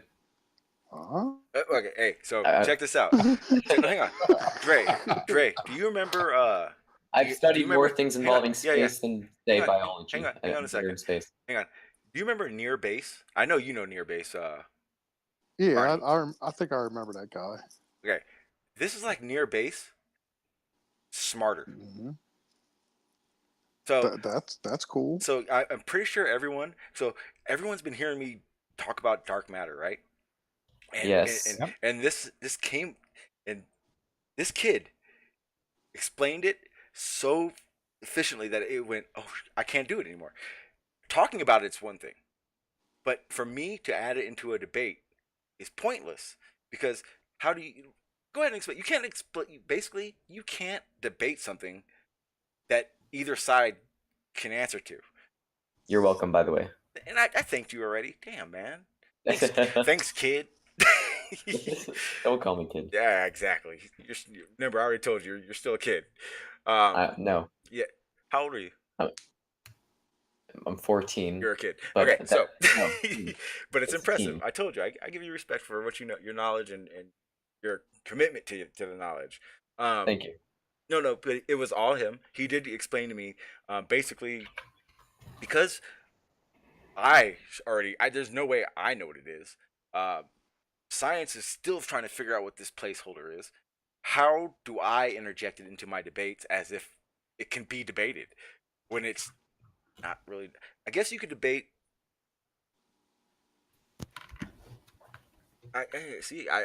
That's what it is. I can't even figure out what you would debate on it, or how you can maybe debate the ideas of how they've observed or what they've observed, maybe.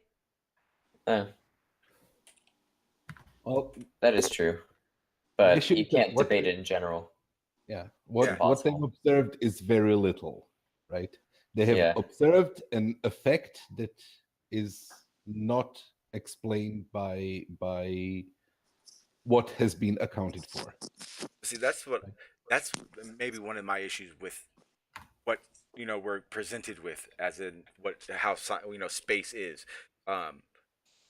My analogy has always been, if you looked out only 5% of your car window and you drove to the store, It'd be pretty difficult. And that's kind of basically, they don't see very much at all. If I any mean, value, it's really. like it's more like 1% or less than 1% actually. I think It's just it's very very little. I think at the highest number I've seen is 5, but I think the average of what I see is about 3.5, 4%. All right, then I'll take your word. But it's regardless. 5%. We'll say 10%, and no one's ever said 10%. 10% is nothing. That kind of gives me issues with what science knows or what's presented to us, or even worse, what people present to us as facts or knowledge, better yet. Yeah, that's always been a problem. Because I've always had more understanding, and even you can even have a better conversation with somebody, globe or flat Earth, who has the understanding that it's not really known. You know what I mean? We're throwing out ideas, we're building basically. Yeah. I think So with that being said, then how do we actually know? I'm just going back because I'm still kind of trying to process this rocket thing. But well, hang on, this is case, perfect. This is perfect. If that's because the case, how do we know that rockets actually perform in space per what they tell us? Okay, now that's perfect that you asked that, because this is what happened. This is kind of where me and Ernie's whole conversation came up. So he had posted in the correct me if I'm wrong. He had posted a simulation of the inside of the sun. Correct? I don't know, but I guess a simulation of what should be or what is thought to be inside the sun. Was that what it was, Barney? I don't know. Who posted that? I'm not sure. The guy that I quoted. Yes. Yeah.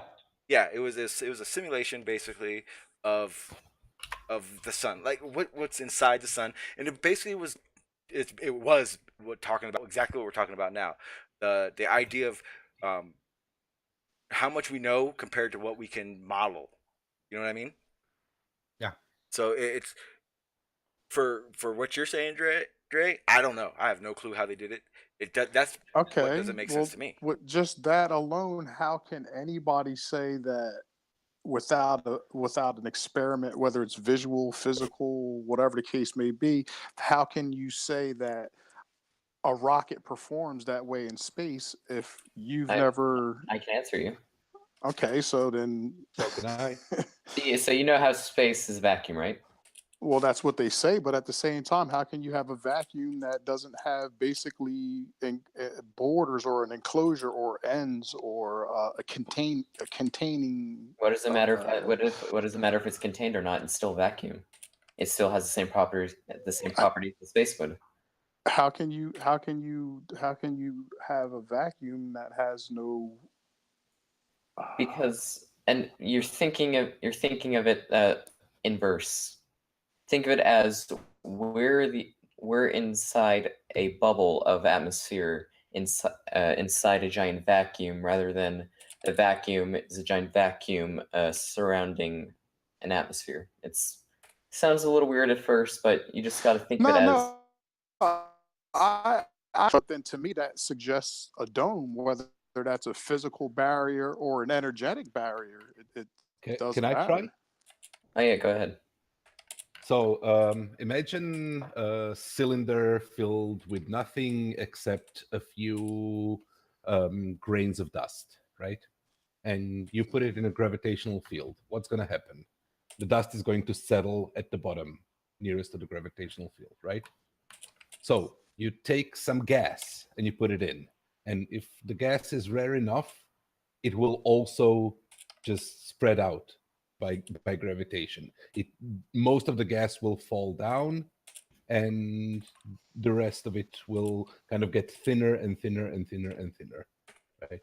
Unless you have enough to kind of fill up the whole bottle and put the pressure outside. So at that point, you have vacuum at the top and some gas at the bottom. And that's basically what atmosphere is.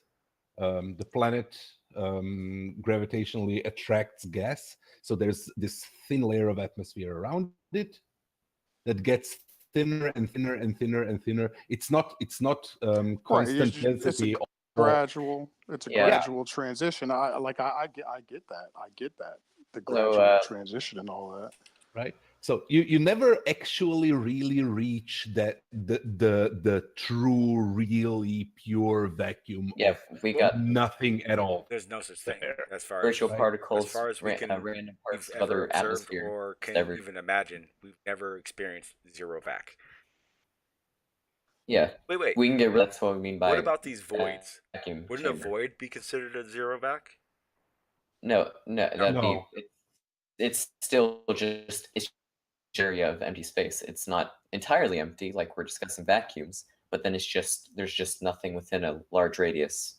Like take Boot's void example, one of the biggest voids, or probably the biggest void in the known universe. Yeah, I've read It on is that. just, there's only like about 60 or 62 galaxies within the entire 330 million light years across. But I was watching It's and just he explained what nothing would be, and it seemed to be impossible. You did well, have. if you're counting virtual particles. But you did have to explain that in terms by using a cylinder. So that's an enclosure. Well, that is an example. It's not the actual way you have to. It's the only way. Say, it's the only way to explain enough. Imagine. Because you have to illustrate taking you have to illustrate taking things out to understand what nothing really is. Right? I mean, that's. Yeah, but you need a container in order to explain a phenomena. It's just you don't need to. Here, watch me. I'll explain to you without a container. If you can keep going. No, I'm just trying to understand like how, if you're explaining this process of how the gas separates and the gravity pulls the dust and all this other stuff, but it's within a container that you're explaining it. So basically, in order for you to recreate that, you would have to do it in a container. Yeah, actually, on Earth, you are surrounded by an atmosphere. We are at a bottom of. You can look at it as a container. Do you believe that Earth is an enclosed system? No. It can't be. No, if it was, it would be like an oven. The best way I can explain it would be an oven, and/or the air would be stale as all crap.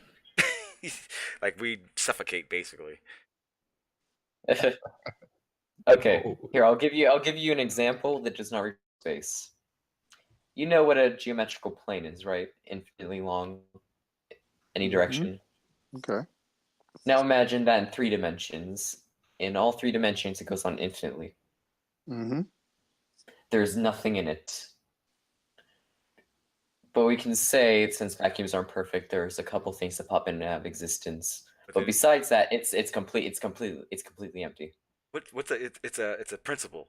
What you're explaining, because that's virtual particle. But what you're explaining is a principle, because it's not actually something that can be happen.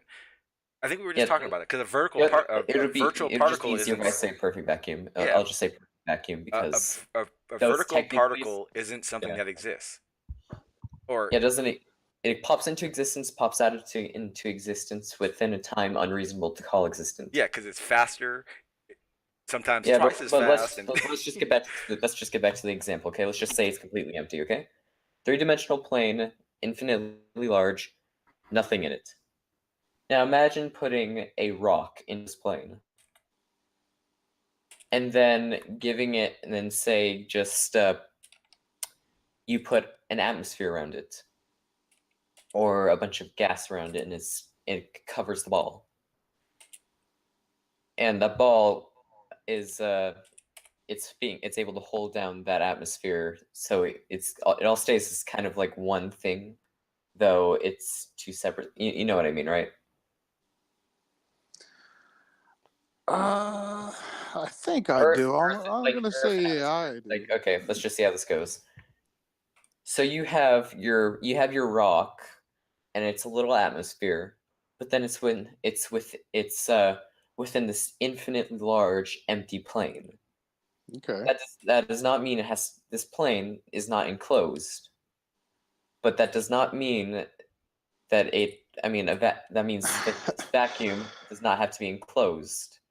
If you want to create a vacuum outside of this atmosphere this rock has, without actually going out to the vacuum of this infinite plane, you have to empty out the air within a confined space, or else the air will get back in, and then it will never become a vacuum. So that's why on Earth, if you have a vacuum chamber, it is contained, but then space itself is not contained. Did that help? No, that was confusing as No, You confused me. not at all. I mean, I'll be honest with you. It's just no, it doesn't. I mean, don't get me wrong. I see where you're coming from. I see where you're coming from. Just take my word for it. Just take my word for it. Space Here's is not actually contained. what's happening. So Dre's listening, right? But he's also respecting the fact What'd you say? Like you're listening and you're taking in what he's saying, but you're not having the same response as you would say with me, because I could feel you holding back. And you know what I mean? And I do appreciate that, because I don't want him to. No, seriously, because he is a smart kid, and he's actually he's pretty much does my whole server now. Jay disappeared. I don't know where you are, outsourced, but you're fired. No, I mean, listen, don't get me wrong. I'm not trying to discount what he's saying, because I'm actually like kind of. No. You're not you're not the type of person that discounts, but I can tell your questioning isn't the same. Sorry, I haven't answered your question or given you a proper example. It's not you. It's the style. Go ahead. Yeah. Go ahead, Brian. It's really hard to explain something empty, explaining the entire thing. No, what happens is out of respect. I would like to go for it. Oh yeah, absolutely. Go ahead. Oh. Can I ask you to accept the hypothetical that gravitation exists, that gravity exists? No, not me personally, but I'll play along. Just as a hypothetical. Yeah, right. So okay, I got you. So because I cannot explain it without gravity, right? There you go. That's all I wanted to hear. Thank you. Now go ahead. No, once you said that, like seriously, I'll be honest with you. I'll be completely honest. Effectively, and listen. I will accept it. I will accept it categorically. Put it that way. Yeah, hypothetically. But just for the simple fact that you said that you need gravity in order to explain it, that right there says it all for me. Okay, fair enough. So, gravity works that if you have two objects with mass, they will attract each other, right? So if you have the planet Earth and if you have a rock, they will attract each other with equal force. But rock being small. All right. I hate to cut you off with this. Go ahead. I hate to cut you off and kind of go on a side tangent. Fair enough. But we can go on a tangent, and it doesn't matter. And this applies specifically to gravity. So if that's the case, how come the larger body of the larger mass of Earth's, the larger mass of Earth doesn't attract the moon in that fashion? It actually does. That's what's keeping it in orbit. If it didn't attract it, it'd just go bye-bye. It would. Okay, so then into the sun. It'd go into the sun. Stop. So then why are they telling us that our moon is moving away from us at a certain amount of distance per year, whether it's 2 meters, 1 meter, or 10 meters? How can it's centimeters. Or whatever it is. I don't know what it is, but whatever it is, how can it be moving away at this supposed to be pulling it towards it? You see the contradiction in that? Friction. I've studied a lot of relativity stuff, so if you really want me to, I can answer that. Prepare to not understand what I'm saying, but well, you don't know that for comments. All right. Okay. Hey, guys, I don't think anyone can hear us. I think I'm. You know how when an object of mass, or technically energy, is placed on this a space-time continuum or fabric of fabric, it creates a gravity well. The grid. Yeah, Talking all about right. people use Earth. trampolines to demonstrate that effect or Yeah. whatever the case. I know what Too you're bad friction keeps it from working properly. But the moon is going around Earth, or just kind of riding along this gravity well. But there are no friction would slow it down. It is, so it's not friction. It is moving. It is, it's, how do I say this? Because the moon is moving how fast it is, say at that distance, it is slowly and slowly coming out and becoming, it's just less sort of, you could say, a part of Earth, as in connected by gravity. And I hate to, I hate to jump in and say this, but if the moon, but if the moon is contained within Earth's gravity well, which has a much larger mass than the moon, how can it even think about trying to escape that gravity well? It can't, because inertia.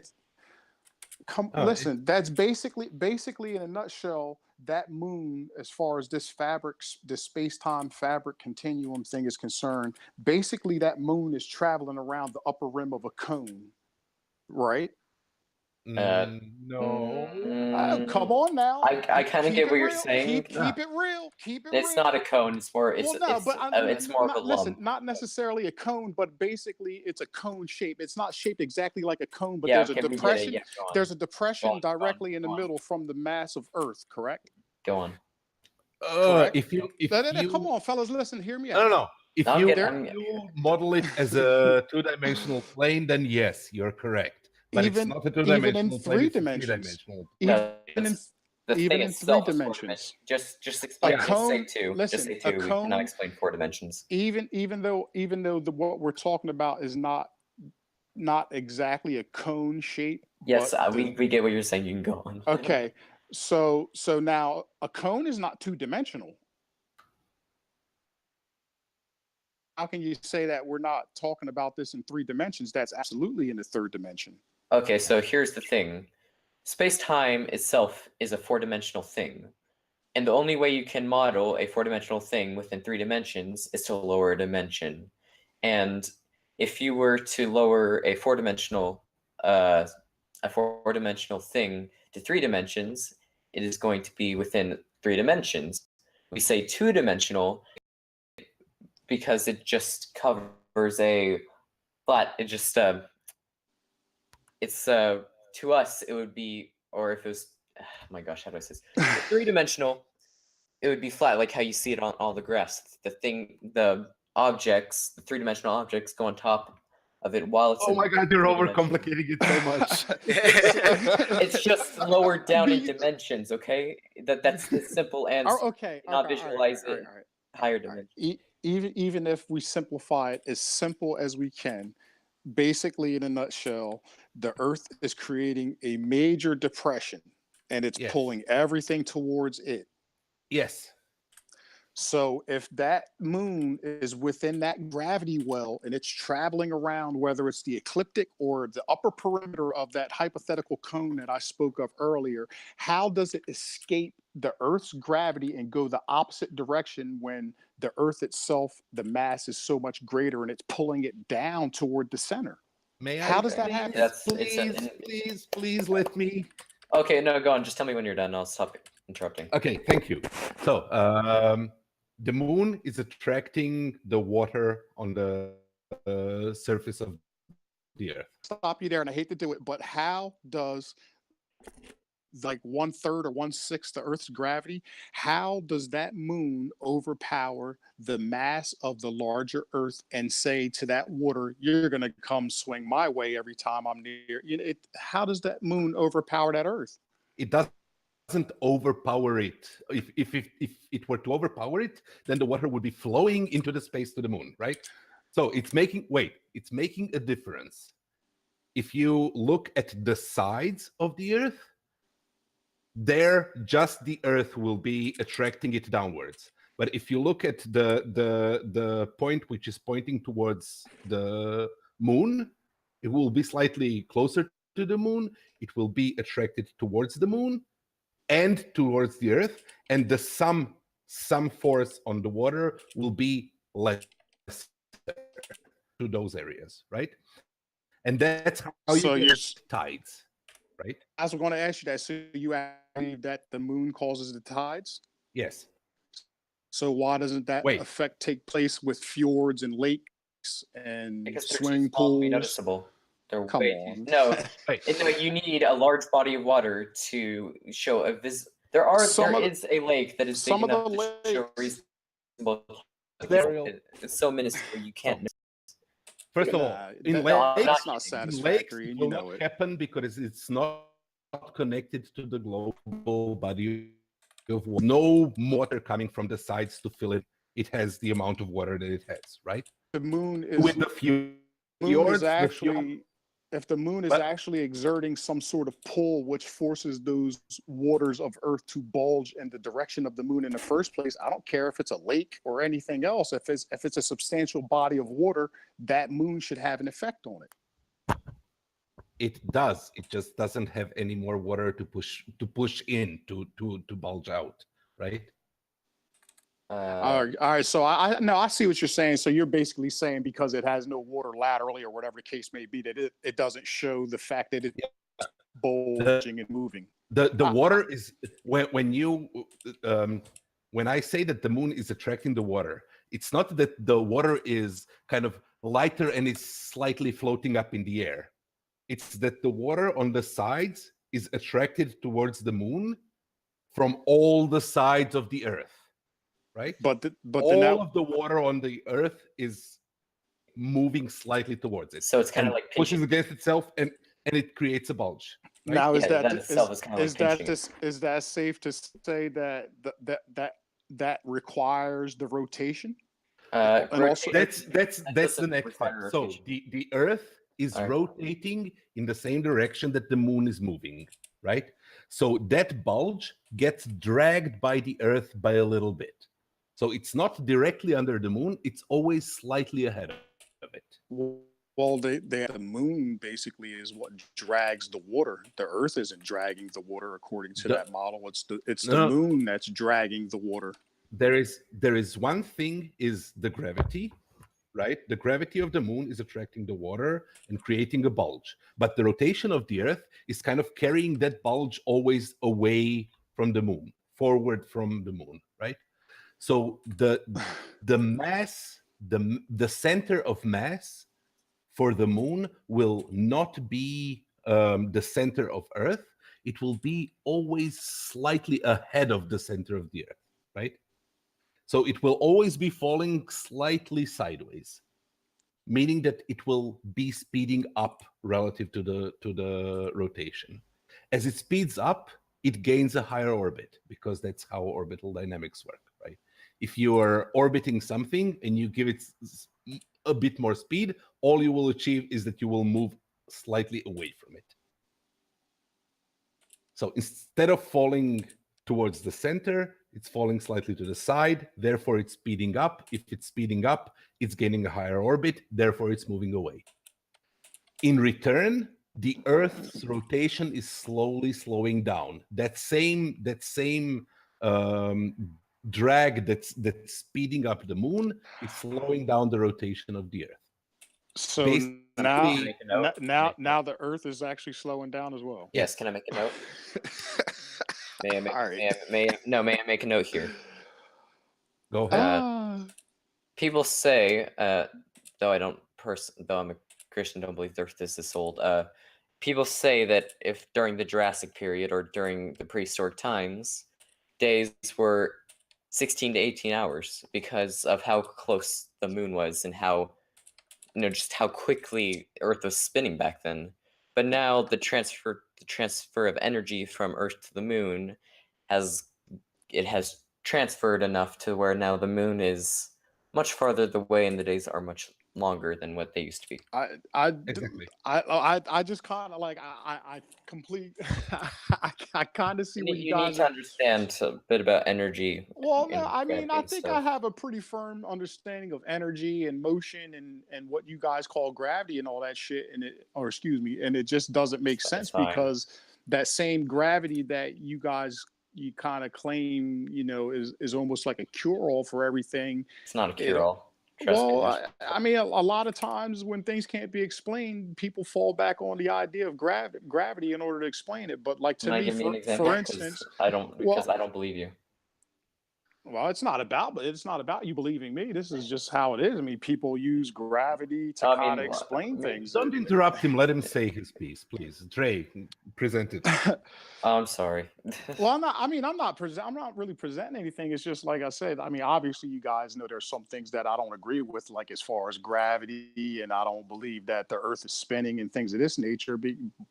And what I was going to say is, like, for instance, do you believe that the sun has mass? Yes. How come it hasn't sucked Mercury into it? Because Mercury has momentum, therefore it's orbiting. You're gonna tell me that that Mercury's little momentum, however fast it may be traveling, and I know it's traveling at a pretty high rate of speed, but you're gonna tell me that that little minuscule piece of dust compared to the sun can escape the sun's gravity? Yes, because it's orbital. No, wait. Okay, let's go there. I say no as my orbital. It's result. orbital Let physics. talk. You have a ball, and you have another ball which is being attracted to the bigger ball, but it's also moving sideways, right? So it falls a little bit down, but at the same time, it has moved so much sideways that it's practically the same distance from the center. So basically, you're saying just moving around the curvature. No, it's not the centrifugal force. It's constantly falling down in free fall. Right? Okay, so basically, it's falling towards the Earth at the same speed that pretty much anything, like at the same acceleration that pretty much anything would fall towards Earth. When you drop your lighter, it falls to the ground, right? It has an acceleration. So fast around a globe Earth that it can never grab it. I listen. I completely understand that concept, but to me, yeah. So Mercury around the sun, or a pack of cigarettes around the sun, will have the same trajectory, right? It will be falling with the same acceleration towards the sun, and if it's moving fast enough to the side, it will simply go around the curvature of a spherical object. And as you go further out, gravity is weaker, your acceleration towards the body will be smaller, so you will need less speed to hit that curvature, right? So the sun's flying through space at what, like 400 and some odd thousand miles per hour, and everything is like trailing behind it. How does it? What? It's at a constant speed, not an acceleration. If the sun was at an acceleration, things would either mind or but wouldn't it be need Armageddon. To accelerate even if it is a constant speed, it's constantly moving forward. Constant. Everything's moving at that speed. The moon, Earth, all the planets, they're all moving at this. So it's. They say that the ISS this says the ISS has the ability to change its altitude, decrease and increase it based on dodging space or space junk and all that stuff, right? Wouldn't it lose that momentum or lose that speed in it moving up and down and left, right, and all that? Well, if you count, that depends on what you mean by that. If you mean by friction, yes, it's always slowing down by friction. If you mean just because it's going higher, no. There's friction in space? There's still atmosphere. It's not entirely. Whoa. Anytime there is something, there is friction. No, above. Actually, you can give it to him. There's wow. atmosphere through a complete space. It's Yeah, just well, I very, mean- very, very, very rare. But Right? see, I'm That's just the trying to best take Drake, part this of that's similar why thing when when I someone do says that, something about a vac, you can always say, "Was it 0?" Yeah, it's not 0. It's never 0. Yeah, but I was just saying not like outer space because that is apparently causing confusion around here, and I don't want to keep doing that. And so I'm just saying, So, compared what to was the outer question space, with the ISS? it was if it keeps moving up, down, left, right, just to change, just to do whatever it's needing to do, would it lose momentum? And the answer would be yes. But that's why it also, if it has the ability to move up, down, left, right, wherever it wants to go, it also has the ability to propel itself to keep it at a constant rate. But doesn't I thought doesn't it have to leave Earth? It has to be doing 24,000. Which is the escape velocity. Yeah, to be able to orbit at 17. ISS has not escaped Earth's gravity field. ISS is supposed to be like in the 17,000 mile per hour free fall. Yeah, that's okay. That's what was my confusion. Quite fast. The strength of the gravitational field on the ISS is still 90%. more or less exactly the same Yeah. as on the surface, right? Yeah, it's just falling without the ground. Yeah, it's constantly falling towards the ground.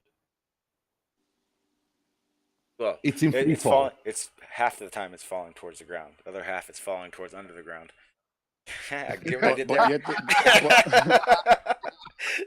But they're still able wherever they want to, and it's just it'll just falling. That's what. No, see, that's what I don't understand. What?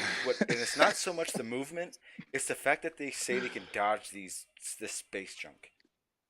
And they can plug fucking holes. They can plug holes with their fingers and duct tape and shit. Plugging a 2mm hole with your finger is not a problem. Well, sure it is. Once you break that seal, once you break the seal, it ain't no different than you being in an airplane and somebody poking a hole beside a differential and pressure is going to cause some problems.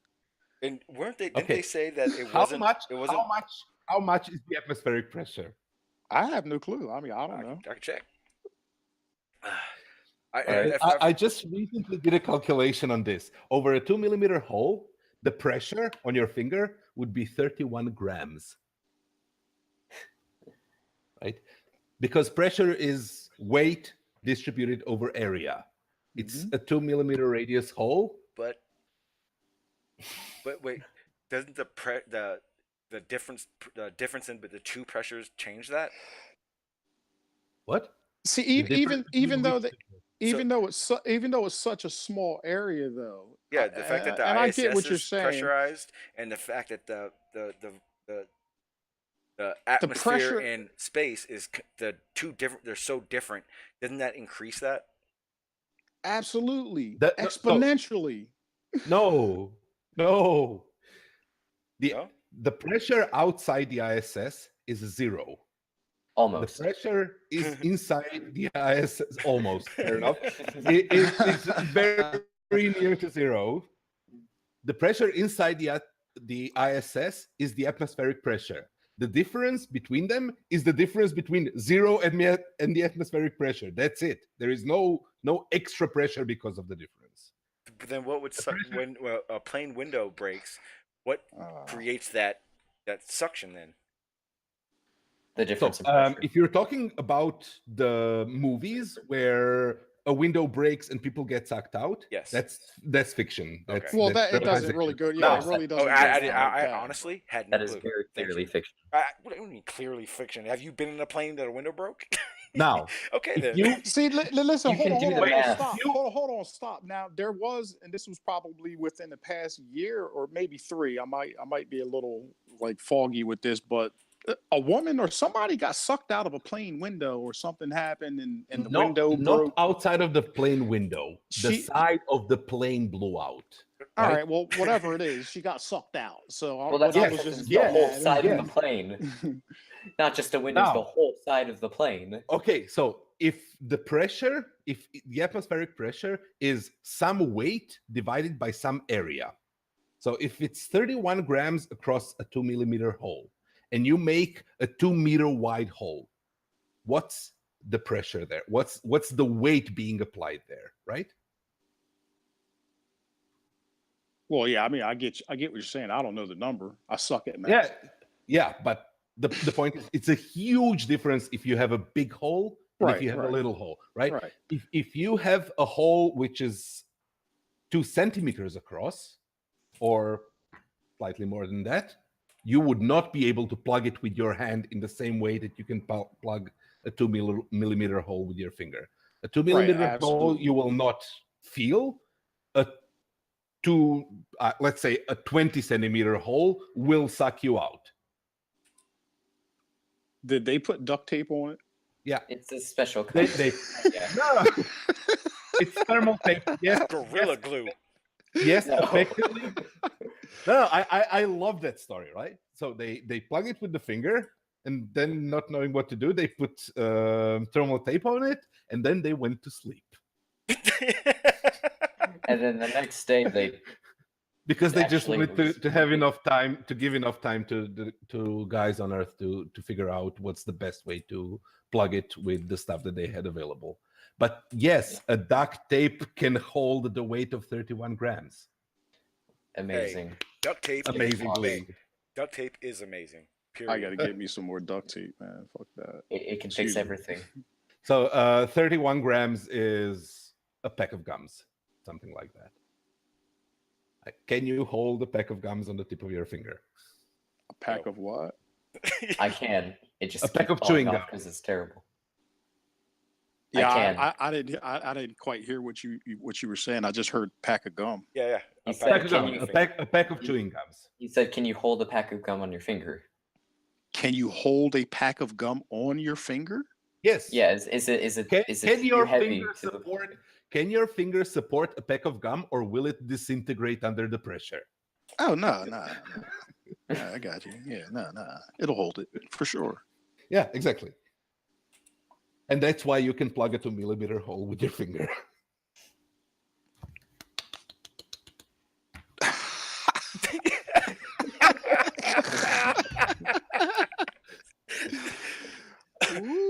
Against the vacuum of space. Okay. All right, guys. I'm glad that's cleared up. I'm tired. I want to end the stream. All right. I'm gonna hit you up again. Man, I was about ready to try to get into some of this spinning stuff, man. You trying to pack it up? If you guys want to keep going, you guys can keep going. All right. No, I have to go. Yeah, but all right. But you're more than welcome on here, Barney. Man, I know who you are. You're not one of the GDC assholes. So yes, I am. No, you're not. No, you're not. No, you're not. You're actually a pretty cool guy. Yeah. More than welcome on here, and then what we'll do is I'll get in contact with you, so then we can kind of just me and you have that stream that you were talking about before. I told you that I was already kind of doing something, so I do appreciate you coming by regardless of the fact that I was still doing something. So I'll get in contact with you again. But anytime, even if we don't talk, you're more than welcome on here, man. Yeah, you guys gotta come back so we can start talking about this gravity and this spin stuff because it would be a pleasure. Yeah, and all right, Bunny. It was nice. It was nice debating with you. That wasn't a debate. No, we're not debating. Trust me, we ain't debating. Fine. I'm just picking your brain. I'm just picking your brain to see where it's at or whatever. So this is cooperative. Yes, I told you, man. I told you what I was doing with you was not debating. I was giving you the light stuff. I'm telling you, man. I tried to tell him over in Discord. I was like, hey, I don't debate with you. You guys are too young for me to be debating because I get aggressive. Well, listen, it's not about aggression. It's not about aggression and all that. But I know what Sean G is saying because you know how we all get it in. But at the end of the day, like I value the fact that young people, 14 years old and whatever else, get into stuff like this. That's what's wrong with the world now. A lot of people are so wrapped up in the BS that they don't even ponder things on this level. So they think that a career is more important than particle physics. So Sucks for them. Yeah. So I appreciate the fact that you guys actually come here and have respectful dialogue, because a lot of, whether you want to call them, ball earthers or flat earthers, whatever the case may be, on both sides, it gets disrespectful. So just for the simple fact that we could all come here and actually pick each other's brains and pose questions and provide answers and stuff like that, to me is valuable in itself. So I just want y'all to come back so we can chop it up about this earth spin and this gravity type stuff. Yeah, so that's what I'll do. Barney, I'll get a contact with you, kind of see when you're free, and I'll set it up so that this topic right here can be what the stream's going to be about. So, kind of not waiting on it to happen, and then at the end of the stream, you guys are actually talking and stuff. Yeah. Oh yeah. It would be a pleasure. Okay. Again, Barney, anytime, more welcome. But I'll get in contact with you so we can kind of figure that out. Dre Midas, it's home. You're always allowed here. Yes, sir. Appreciate that. Ruby, it's past your bedtime, buddy. I'm just kidding. Swear to God, I'm just kidding. It's past my bedtime. Don't. Yeah, I'm out. You fellas have a good evening, man. All right. It was good talking to y'all. Peace. All right. Night. Bye.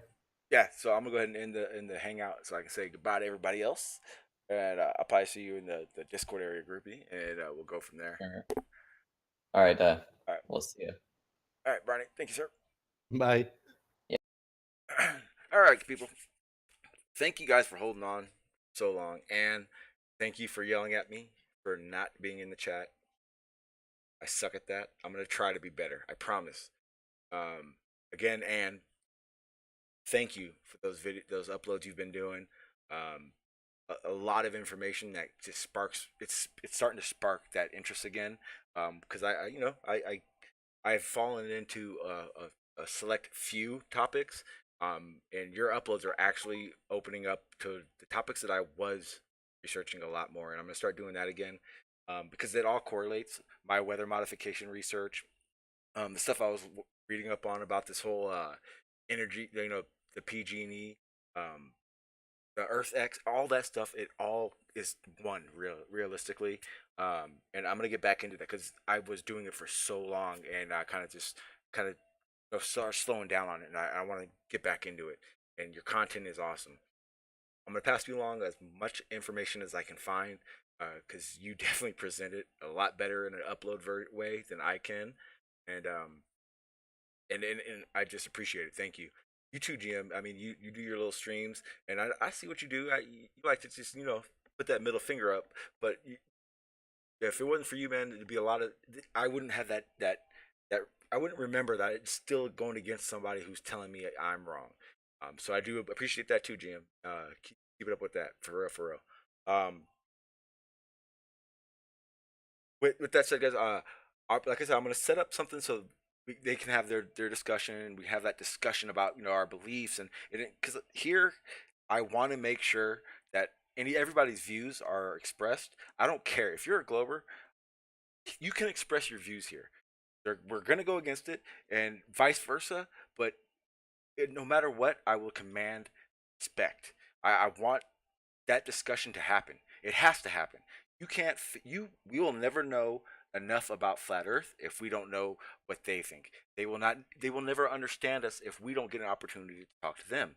And it's never gonna work if it's yelling, screaming, and disrespect. So here, it's all about respect. It's all about getting that truth out. We all started somewhere. With that said, yes, I do enjoy debating. I enjoy it a lot. But at the same time, you have to get your information somewhere. You don't. Me personally, I don't learn from a debate.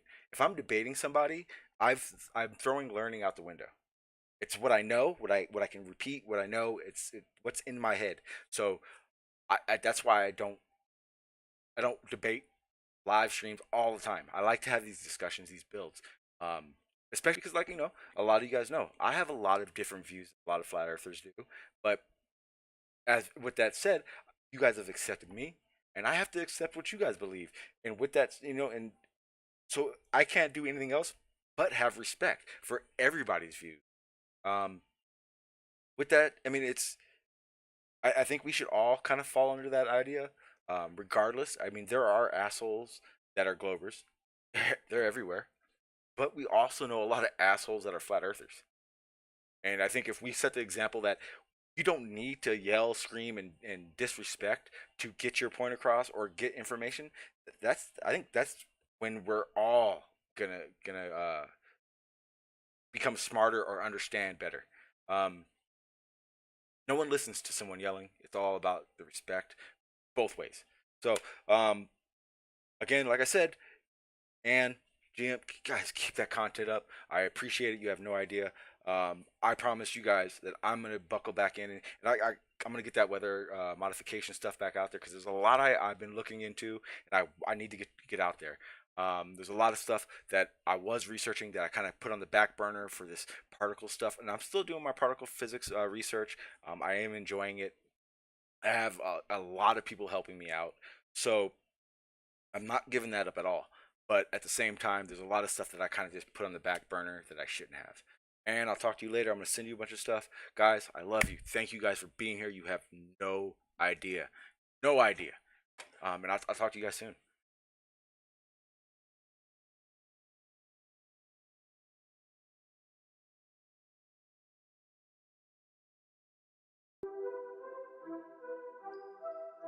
Duke wins.